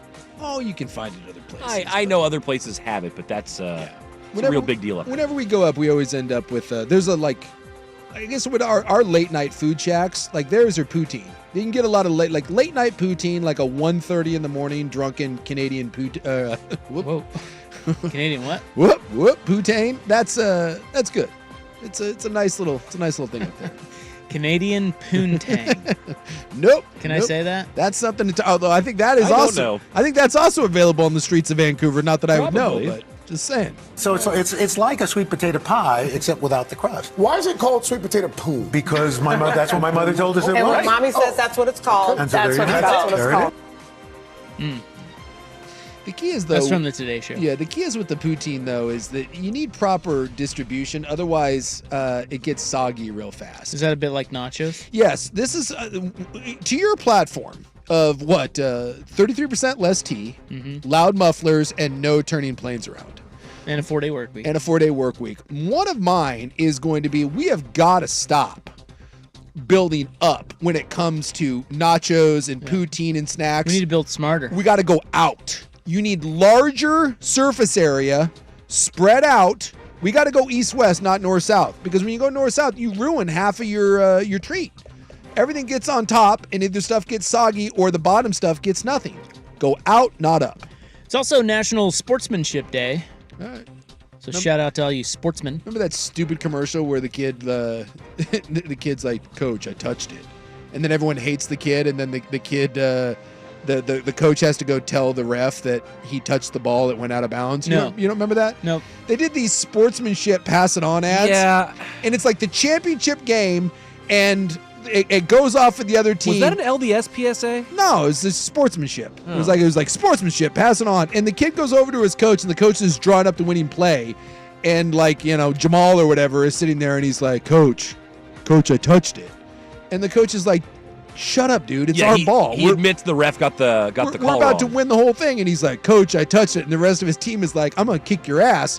And then the coach begrudgingly is like, tells the overturns the call. And then he goes out, and everyone, even though he's mad at him, the coach is like, hey, Jamal, good call. You did the right thing. It's the dumbest commercial. I don't think he did do the right thing, though. No, he didn't do the right thing. The only sport that really happens in anymore still is golf. Yeah, well, You're supposed to call rules on yourself and yeah. things like that. But most other sports, it's just seen as part of the game. And Exactly. I'm not going to tell you that. Boy, I'll tell you what. If I was on Jamal's team and he tried that, Jamal would get. It wouldn't go well. You sit your ass down and don't. Well, he goes and tells the ref, "Hey, I touched it." I would go right to the other side and be like, "No, he didn't. I saw the whole thing." The ref can't just arbitrarily take someone's word for it. It's ridiculous. Kid's well, a moron. Vancouver's famous Wiener wagon was stolen. Yeah, I remember and that. it has now been found. Oh, well, thank God. Yep. Is it that hard to find the Wiener wagon? Well, you'd think that it'd be easier to find than your typical wagon. I would assume so. But if you don't know what the Wiener wagon is, it is a local landmark up there in downtown Vancouver, nestled on the corner of 12th and Main. Mm-hmm. And Robin Povek is the owner. And at about 3 a.m. Monday, a neighbor saw the wagon being stolen. And another witness told her that they saw it heading over the I-5 bridge Into Portland. down to Portland at about 4 a.m. Oh, the Wiener wagon. It's the hot dog. It's a hot dog. It's a hot dog, Yeah. like food cart. Yeah. Is what it is. They call it the Wiener wagon. I know some of you are probably thinking of the Oscar Mayer It is Wiener. not. It's not that. No, it's a little. I don't know what you call it. It's like a. It's a hot dog. It's a It's food a cart. shack. Yeah. Yeah, a food cart. You tow it. You don't drive it. So she got a message around 4:30 yesterday afternoon that they found it in Portland, and she said she began to cry. I did enjoy the footage of someone driving away with the Wiener wagon. I love people like, you need to get one of those Ring cameras. Why? So I can watch someone on film steal my crap? Not that anything happens to it. Well, I mean, first of all, like you said, it's probably not hard to find. Like, where are you going to hide that thing? Yeah. Unless you got a garage. I guess. But two, I know right where I'm going. If they said that they saw that thing going down I-5 across the bridge, yeah, let's go take a look down in Delta Park with all the other RVs, right? Wasn't that where it was? Yeah, I think that's where they found it. Yeah, right down there where all those homeless people are, where they park all their old-ass RVs. I have no idea where they get them, but apparently now we know. They just go and steal them. But the best is they've got like still photos of it going over the I-5 bridge. Just, with the lights on, just, dragging that thing behind. Yeah, No. she's claiming, now this is a little much, but she called the Wiener wagon. It is a community staple, that I will give her. I've seen it many times. She is also saying that it's a vehicle for public service. Oh, stop it. And I feel like that's a little much. I mean, you're selling hot dogs, That's man. giving yourself a little too much credit. At the same time, nobody wants their stuff stolen, so No. I'm glad they found it. No. Yeah, because she said, it's not just my life. I take care of everyone down here. Yeah, she says, now she's been sober for 16 years. She says that she gives free lunches to people going through the drug court system and attends many recovery events. And I will say that if you've With ever her been wagon. if you've ever been down to that corner where you see the Wiener wagon, that is where all the social services are set up, and it's a scene, man. There's a lot going on down there. The Tualatin Police Department are requesting the public's help in identifying the suspect from a bank robbery on Friday. It's the most generic bank robbery suspect Dude, of all time. This disguise this guy used was pretty good. He could be anyone. It could be Yes. Buck for all we know. You're not kidding. Like, because No. if that guy leaves there, takes off those clothes, takes off the hat and sunglasses, and then shaves, and then, oh, he's got a wig on. There's no way. You ain't know. identifying that guy. No. So it was about 5 o'clock on Friday. The suspect, and there are photos of him, entered Unitas Columbia Credit Union on Bridgeport Road in Tualatin. The suspect gave a note to the teller demanding cash and large bills. The teller gave an undisclosed amount of money to the subject, who left the bank before the police arrived. And they've got him square on the cameras. Like, it's... Like multiple cameras, too. Yeah, oh yeah. But they're saying it could even be a fake nose or fake Yeah. cheeks. He Yeah, they looks said like prosthetics potentially. he altered his face. He's described as a white man, about 5'9", with an average build, wearing a tan dress shirt with a black striped necktie, tan pants, and a tan baseball cap, which, by the way, you'll never see those, so don't look for those. Those are gone. He was wearing skin-colored prosthetic gloves, an orange curly-haired wig underneath the baseball cap, and sunglasses. Yeah, the wig looks terrible. And by the look of those sunglasses, someone should check every middle school gym teacher / softball coach, because it's possible that he's out fielding grounders right now. Are those like the old-school Oakleys? You got it. Some like Oakley half jackets, but I think those are the generic kind. I think he might have bought those off late night TV, and those are tack glasses. I was going to say, they look like the tactical variety. Those are military grade glasses right there, my friends. So let's find this guy. I don't know how you ever would. Good luck with that. It is, again, when you see him, it is the most generic, even though they're super close up, it's like the most generic photos of all time. I bet they don't get him based on these looks. I bet it's based on like CCTVs and like his car leaving the parking lot and things like that. Because based on this visual of him, like you said, good luck. You think he just drove out of the parking lot in his car? Well, how I don't else know. is- He's got Well, I mean, on you foot? probably Did he get go on foot? Yeah, I think you probably get out of there on foot and then ditch the disguise real quick in your bag, and then well, I don't think you want maybe to have a getaway car. I would, yeah, maybe getaway car. but something. Everything's on camera now, though, so. It is, but I think if you went out from, I think out you a got to little bit. walk away from the cameras of the Unitas. Yeah, you pull a Kaiser Soze and Yeah. like you strip down, you become a new man, and then Kobayashi comes and picks you up, and because you have a bag of cash, so you start taking off the things Yeah. indiscriminately, put them in the bag, get in your getaway car.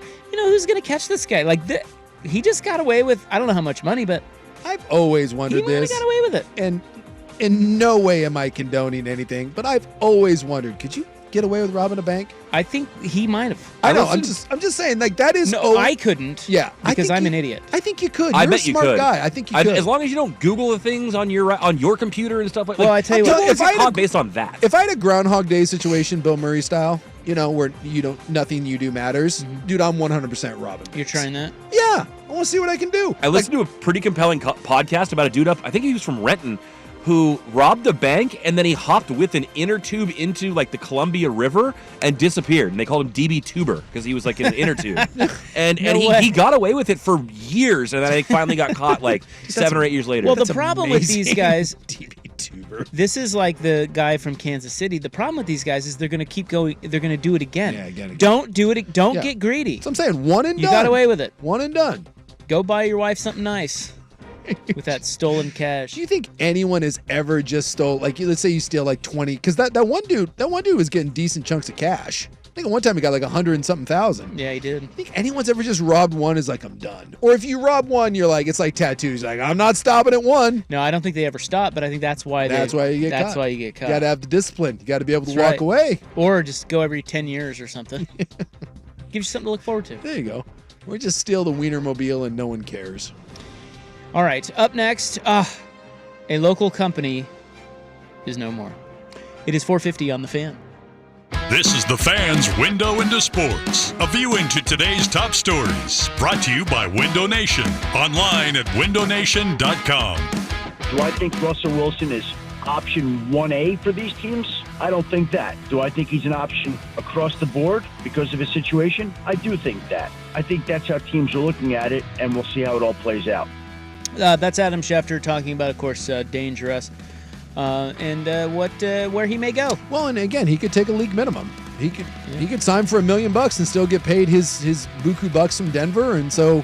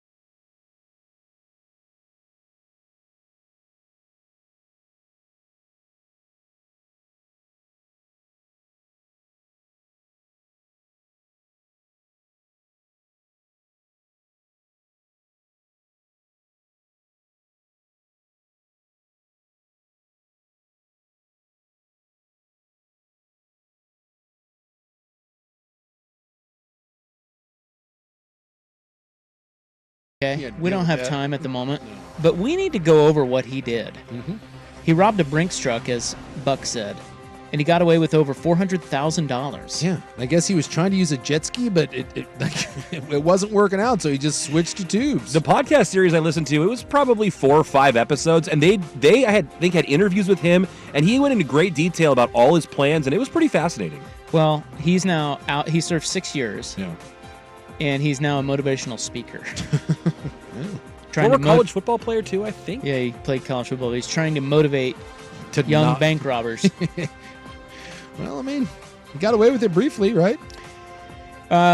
In the news, March 5th, 2024, the spring equinox is only 2 weeks away, which usually means drier, warmer weather, so that's something to look forward to. Thank God. And saw that Bowflex, formerly Nautilus, Yeah. from up in your neck of the woods, has filed for bankruptcy. I used to have a Bowflex back in the day. Yeah. I don't The only when thing la- I know don't when about- the last time anyone used a Bowflex, but The only thing I know about Bowflex is they had an ad on TV, and it was a long ad, like 3 minutes. oh yeah, And the voice of that ad was our voice guy, Bob Brooks. Bob Brooks, Yep. here at Odyssey. He's got a great. Then Intercom. Bob Brooks did a bunch of those. He did like the little ladder giant. What is it? An Odyssey What station. is the little giant ladder? Yeah, that system. And he did. Bob would do all those like Saturday morning infomercials. Yeah. He was the voice for all those things. Bob was great. Yes. Old school radio guy, and I miss him.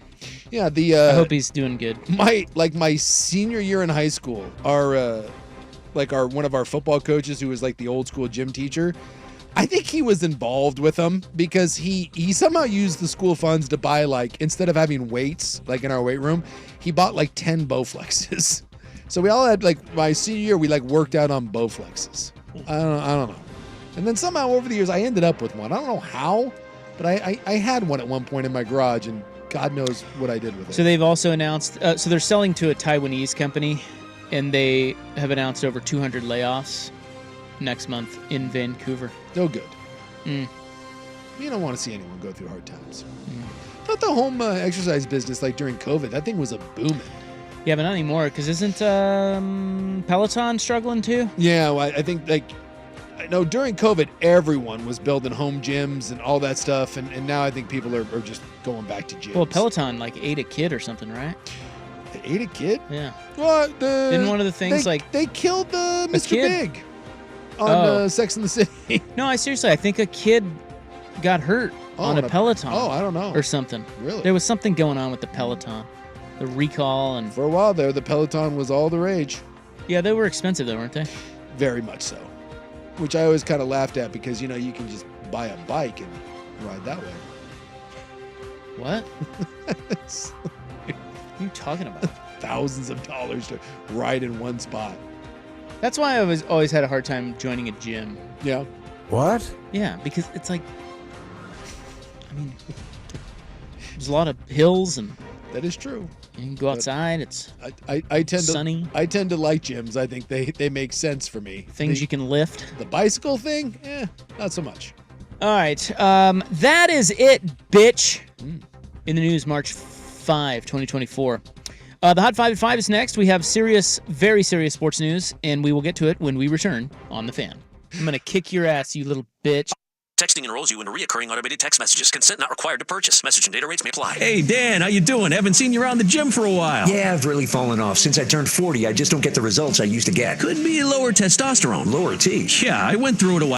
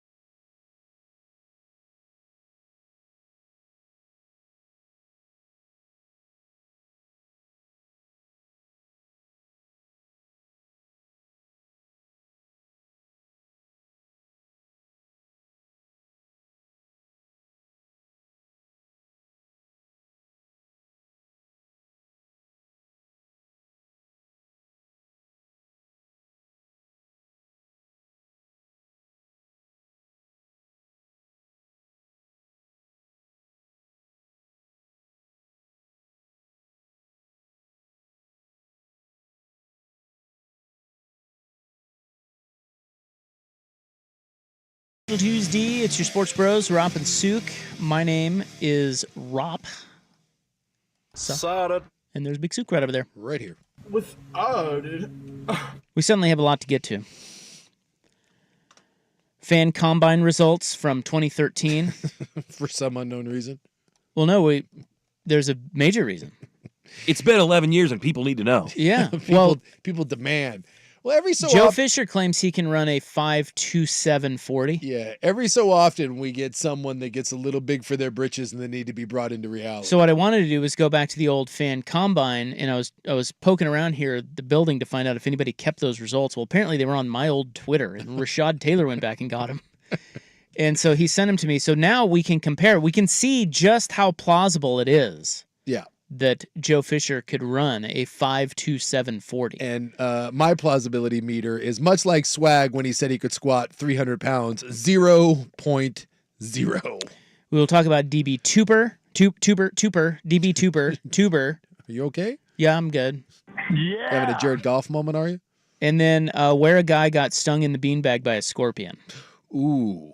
I saw Can this. I tell you that scorpions... in the Iditarod news. Yeah, the Iditarod news. We haven't gotten to Moose that. news. Yeah. Yeah, Moose news. Yeah, punching Moose in the face. Dude, the club is loaded today. The scorpion, you don't encounter it here, but whenever I travel south of the border, you do run into them from time to time. I don't know why, but the threat versus my anxiety level, I don't like them. Yeah, they're particularly scary. They're creepy to me. They're more imposing than your average bug. Yeah, and it's like, you see them out there and it's like, whatever, the thing's tiny, it doesn't want anything to do with me. And I know that most of the stings aren't that bad. It's not like getting bit by a rat, like a rattlesnake and stuff I have like a real fear of because like, and like venomous snakes. But, for the most part, scorpions aren't that bad. Like the dudes on Jackass get stung by them all the time. But there's something about them. They're nefarious looking. They're scary. The tail and the little club, they look evil. Yeah. I don't know if it's like a Clash of the Titans throwback.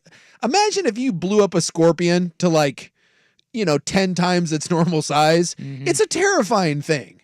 I don't like them. Yeah, the amount of fear is disproportionate to the amount of damage it can do. That's what I'm looking for. But I totally get why. I think most people feel the same. And they're not, I know they're common, but they're kind of not. Yeah. To the point where it's like they kind of go into the category of the snake. Yeah. In that way. You don't see them a lot. We rented a house in Costa Rica and we had this beautiful pool deck and all that. And I'm telling you, scorpions were everywhere. And it made me very uneasy. And you know what else I don't like? The shoes. They hide in shoes. Right. I don't like having to shake out shoes. You put your little Tootsie in one of those and the little crab claws are in there and with the little tail and next thing you know, you got gout in your foot. You got scorpion gout. I don't like it. So we'll get to that in the club. Coming up next, it's not the Herschel Walker trade, but... It's not good. Right now, the Hot 5 at 5. Oh. Hot topics, hot opinions. Oh, golly, I'm hot today. And hot air. It's time for the Hot 5 at 5. That's hot. The Hot 5 at 5 on Primetime with Isaac and Sook. No, I mean it. That's very hot. The Hot 5 at 5 with Isaac and Sook. Brought to you on The Fan by Victor Rico's Mexican Food, the most popular burrito spot in Oregon. Online at victorricos.com. Number 5. Number 3, Purdue visiting number 17, Illinois tonight. Pretty good little college basketball game. That's not a bad tilt.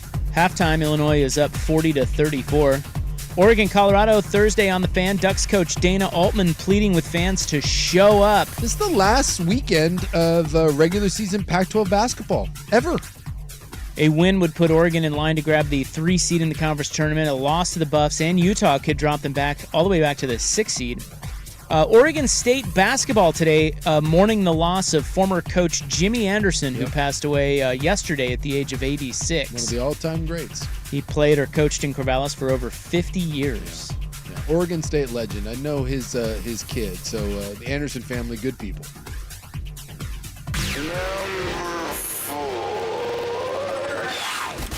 Number 4. We have the first major injury of spring training, and it has hit the Boston Red Sox. Their opening day starter, Lucas Giolito, is likely to miss the season with a torn UCL. He would have gotten the ball against the Mariners. They were, that's who the Mariners open against. March 28th at, what do they call it now up there? T-Mobile. T-Mobile. In the pink. Did you see who's throwing out the first pitch for that game? No, I have not. Opening day first pitch at T-Mobile, Nelson Cruz. Really? Former Mariners Cruz back, huh? slugger, yes. Seattle is 1-7 in spring training, but don't you worry. That 54% win percentage. Julio Rodriguez is back, and Matt Brash resumed throwing in a bout of good news. And I don't appreciate you saying it was the first major injury. Kodai Senga got shut down the first day of spring training. Thank you very much. Yeah, no one cares about the Mets. My buddy was at the Mariners game today, said he watched Gilbert get shelled. Otani's hitting 714 in the spring, by the way. Yikes. Just in case anyone was wondering. I think they're playing the Angels today in their Cactus League. The Giants are not placing the franchise tag on running back Saquon Barkley. He will become an unrestricted free agent for the first time in his career. Yeah, none of the backs this year. Jacobs didn't get it. Henry didn't get it. Barkley didn't get it. And to be fair, I don't think any running back, this is a big, deep running back class in free agency. I don't think any of them are going to get $12 million guaranteed, because that would have been the franchise tag. Would have been 12 and some change. None of these guys did themselves any favor last year, because they all got tagged and none of them had a good year. So guys like Barkley, he's a nice player, but like I've heard people like, oh, he's got to go to Houston, and imagine what they would do with Saquon Barkley. None of these backs are true. Like, they're not ending. This isn't Christian McCaffrey. NFL free agency officially opens Monday night. In tag news, the Panthers have tagged pass rusher Brian Burns, guaranteeing him $24 million for this upcoming season. And the Colts are likely to keep wide receiver Michael Pittman now. He gets the franchise tag at roughly $22 million as they work towards a long-term deal. Yeah. Remember, any of these deals, none of them got the exclusive, so every one of these guys can negotiate with other teams. And if they do sign, then it's a two first compensation. So Dartmouth's men's basketball team has voted 13-2 to join its local service employees union. They are hoping other Ivy League teams follow. Now, the school has 10 days to appeal the vote. They've already said that they will, and they will just fight the players in court, which could take years. Yeah, they're saying this could take a couple years. It's going to go to district court. They're saying it could go all the way to the Supreme Court. But it's the first step. It's the first time we've seen this. Although USC has one going through the courts right now in California, which has broader implications, because the Dartmouth and the Northwestern one a couple years ago, that was just private universities. USC is saying that not only are they employees of the private university, but also the Pac-12, now the Big Ten, and the NCAA. And if they win theirs, that would open all universities, public or private, to unionize. And then Congress has a meeting on Tuesday where they're going to try to... Congress? Yeah.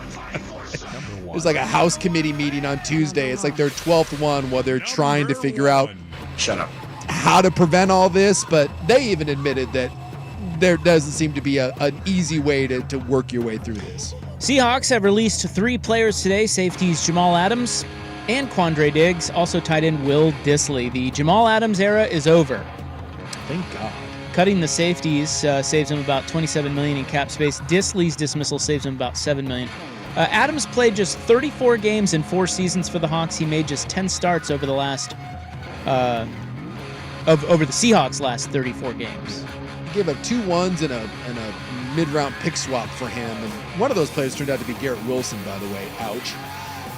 You know, Adams had a good year his first year here. He just was never a good coverage safety, and he just got hurt, and he just aged like moldy bread. He seems like kind of a hothead, bonehead type of guy. And no one in Seattle likes him, and it was a reach anyways when you went and made the trade, and I get what they were doing, but this will go down as one of the worst trades in the last 15 years. It just looks terrible on paper now. The Hot 5 at 5 is brought to you by Victor Rico's Mexican Food, the most popular burrito spot in Oregon. Order now at victorricos.com. Let's talk about trades. It is not the Herschel Walker trade, but we have one of the worst. And it's not Jamal Adams either. Oh. One of the worst. Nearly one of the worst of all time. We'll talk about it next on The Fan. The home of dirty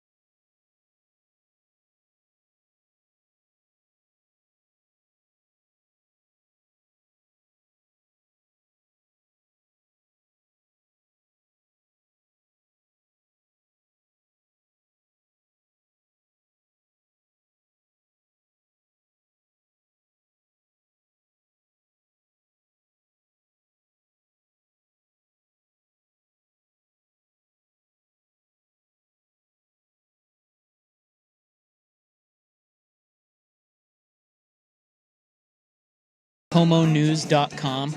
That's a Seattle station, for what it's worth. And they were asking the question, did the Seahawks pull off the best trade of all time?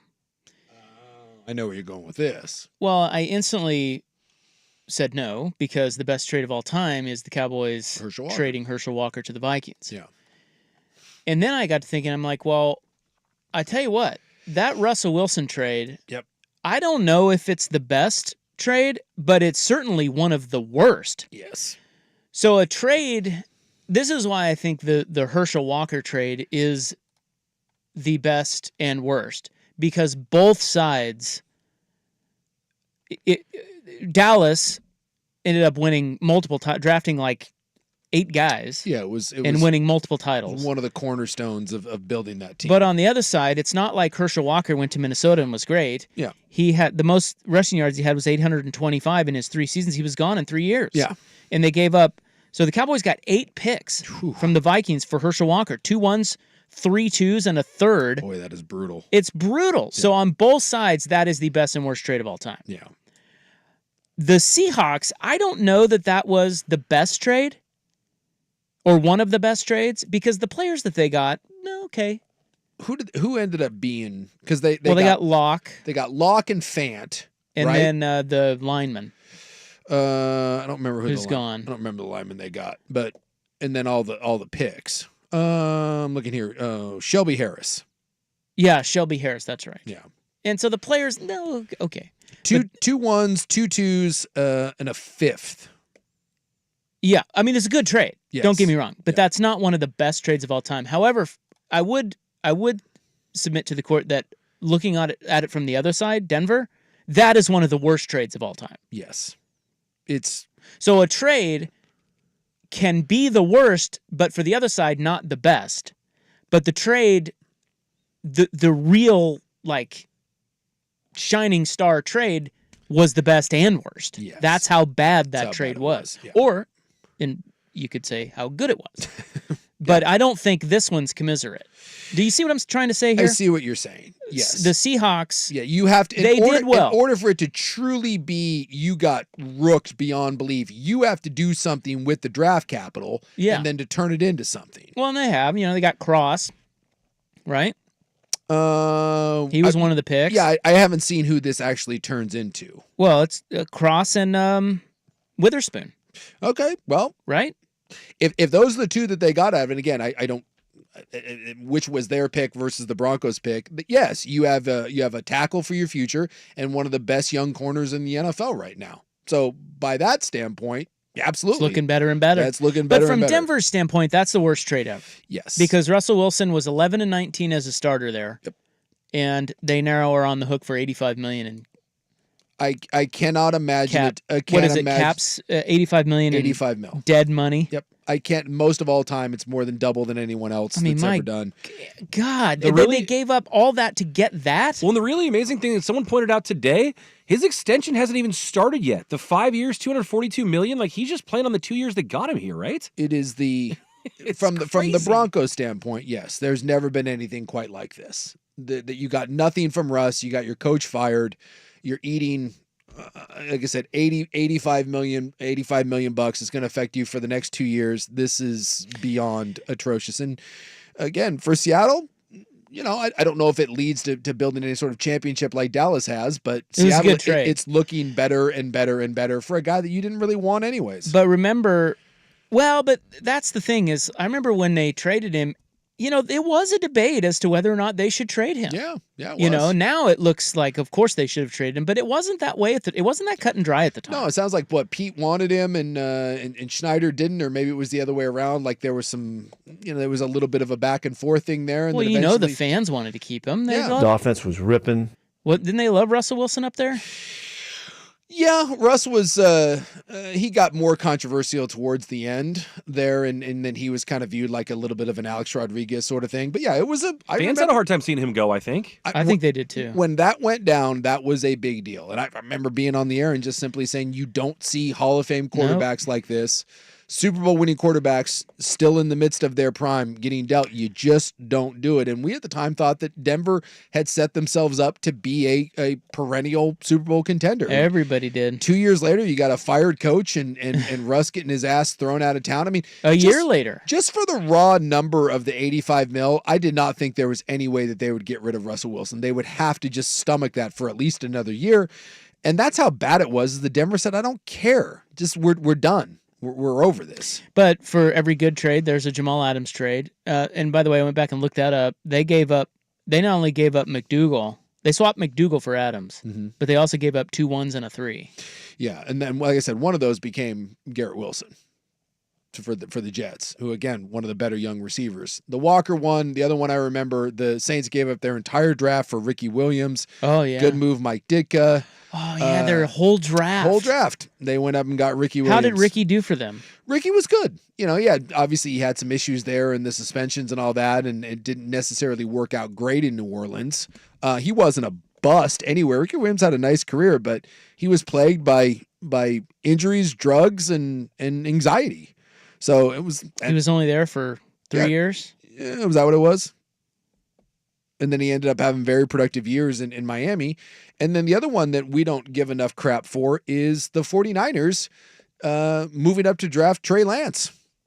You want to talk about looking like a bunch of clowns. Yeah. They moved up from 12 to 3 and sent the Dolphins the 12th pick, a 2021 third rounder, and a first rounder in 22 and 23. The only reason they're not getting clowned is because they've been able to be successful despite Purdy. that. Yes. Well, they got Purdy. They got Purdy, which is irrelevant. Dumb luck. But that was absolutely that is so lucky. That was a joke. How do you feel about that, and, Buckley? And again, I'd have to go back and look and see what that turned into, but I believe one of those is Jalen Waddle for the Miami Dolphins. Might I offer another trade that could be worse than the Russell Wilson trade? What do you got? Cleveland gave up 3 1s for Deshaun Watson. Yeah. And then paid him $260 million guaranteed. He has been terrible. Yes. Now his record is 8-4 as a starter, but he was suspended and hurt. He's been bad. But he's 8-4, and his quarterback rating is 81. At least Russell Wilson with Denver, his quarterback rating was 90. Yeah. Well, I don't know if there's anything necessarily like that you can, because I'd have to go back and look at trades that did work out. Like the Christian McCaffrey one comes to mind. Great trade for San Francisco. And at the time, that was kind of viewed as, oh, God, he makes a lot of money and he's injury prone. And Christian McCaffrey. It was a huge swing. Christian McCaffrey's been great. Reggie White, although, was he traded? That might have been free agency. I don't know if White was dealt. I think he just signed as a free agent in Green Bay and let him do a Super Bowl win. But it just, there's something to when a player, and I say this about free agency too, when a player hits the free agent market, and 9 tags were placed today. And some of these guys like Kansas City, when Snead goes and they're fine. By the way, they said that with Snead, they think a second round pick will be enough for Kansas City to trade him. So as good as he is, come on. Kansas City's not losing a ton of sleep over this. But when a player hits free agency or a player is willing to be dealt, there's usually a reason why. And I'm not saying they're not good. I'm not saying they can't be productive. But the Russell Wilson thing, I thought more of Russ than some people. But maybe I was foolish, because if you really are that great, who's not available to trade right now? Pat Mahomes. Who's not available to trade right now? Joe Burrow. Like, guys that are truly elite don't get traded. They just don't. The one that I can think of, Tyreek Hill, that worked out. Tyreek Hill's been great in Miami. And again, that was kind of a cap casualty, but that's one of the examples of a player that's truly great that's available. But 9 times out of 10, when someone is available as a free agent or in the trade market, buyer beware. There's a reason why their team is looking at this and saying, I don't know. And at least with the Tyreek Hill one, again, that just came down to dollars and cents. Tyreek Hill wanted to be the highest paid receiver in the NFL, and Kansas City was like, we can't do it. We have to spread the money elsewhere. So just every one of those trades that you go back and you look at, that was one of those where it's like, boy, you are just taking huge ass swings for guys. Yeah, it's interesting. I was looking at, and will someone do that if they move up for Drake May or for Jaden Daniels this year? The Packers only gave up 1 first-round pick for Brett Favre. Did you know that? When they got him from Atlanta? He was kind of a drunk, so Well, he was, but turned out to be great. That's not a bad little deal. I'd have to look at what Atlanta. I haven't seen who they picked with that one. Yeah, I don't know. Obviously, it didn't lead to anything great. I mean, Atlanta wandered through the desert for a while. The other one that said someone Vancouver 4 text line, a win-win, was the Rams-Lions one. Oh, yeah. You know, Matthew Stafford obviously led the Rams to a Super Bowl. You're happy with that. And I think if you're Detroit right now, you're looking at that and saying, yeah, it's fine. It's fine. That's a good point. One of the few trades that works really well for both sides. Yeah, that's a win-win. Although I would say, I mean, Stafford staying in Detroit would, I mean, it wasn't the ideal scenario having to trade Matt Stafford But out he of didn't Detroit. want to be there anymore. Yeah, well, I know. I'm just saying. And then they got that a haul for him, and it helped them rebuild their whole team. It did, but what I'm saying is they'd probably rather have Matt Stafford. It's just that when they did trade him, they did not get ripped off. No. They got it, and that's a win-win. And they got a guy who got him, you know, who's still playing quarterback for him. Like, to this guy's point, the Browns are, at least Deshaun Watson is still the Browns quarterback. We'll see. Wilson's gone. Well, they don't have a choice. Like, well, that's what I mean. He'll be back. He'll be back, but like we thought that Russell Wilson couldn't be cut because of the $85 million. Well, you thought that. Yeah, I did. I was like, there's just no way. You Not can't. me. You cannot eat that amount of money. And the Broncos were like, yeah, we can. But Deshaun's is guaranteed. I'd have to look at what his hit would be, but well, we just talked about it the other day. Isn't it like $79 million or something? I think it's way worse. He's got one of the highest cap hits in the NFL. Yeah, but I'm saying if let's say next year that he just sucks again, and they're like, nah, I'm out of here. So yeah, so after this year in Cleveland, if they decided they're just no, he's terrible, he's hurt again. So we just all looked at the $85 million that Denver is going to have to eat on the part of the Russell Wilson You deal. got the number? Realize that if they got rid of Deshaun Watson after this coming year, that is to the tune of $137 million. Why? That they are on the hook for. Because it's all guaranteed. It's all money. guaranteed. It's all guaranteed. What was it, 227 when they got him guaranteed, something like that? Yeah, they signed him to. So they're working with him. There's nothing. He's their guy. Yeah. And that sucks because he sucks. They have him for at least 2 more years because I mean, you can't. I know they I said have that not about been able Russ, to unlock him. Like he's been terrible since he came. Yeah, back. his contract's 5 years, 230. At least after 2 more years, in theory, you could pull a Russ and you'd have to eat $72 million. You could just be like, well. So Deshaun feels pretty good for the next 2 years. After that, you might want to start playing your ass off. Bring back Baker Mayfield. Wouldn't that be great? Baker comes swinging back in. All right, well, there's a little hot trade talk for you guys on a Tuesday. A little hot trade talk you didn't know you needed. Here's what we can conclude. The Herschel Walker trade, the best and worst trade of all time. Yes. The Russell Wilson trade, one of the worst of all time for Denver. A really good trade for Seattle, but maybe not one of the best of all time. Yeah. And the Deshaun Watson trade, terrible. Keep an eye on that one. That could be getting worse and worse. Although and worse Houston, and worse. we got to look at what Houston got with their ones. I think some pretty damn good players. Well, they might have turned that into Stroud and all those. Yeah, Will Anderson. Both they had the offensive and rookie. Oh my God, they had the offensive and defensive rookie of the year. I think they might have got both of those picks. One of them was theirs in that trade, but the other one, because I know they moved up to get one. I'll look into that and see exactly what it turned into. All right, we have ballpark rendering news. And a follow-up to last night's Anthony Edwards no-show. Did you see that? Anthony Edwards he wasn't there for the start of the Blazers-Timberwolves game. And by the way, that trade so far has turned into Damian Pierce, Will Anderson Jr., and Tank Dell. Woo! Wow. Ow, that hurts. Hey, Cleveland, enjoy your 75 rating quarterback. That's crazy. Yeah. What was I saying? No show. Missed the. Yeah. Edwards. Talk to me, Goose. Yeah, we've got the next player to not start due to losing track of time. We got the odds. Is this a thing?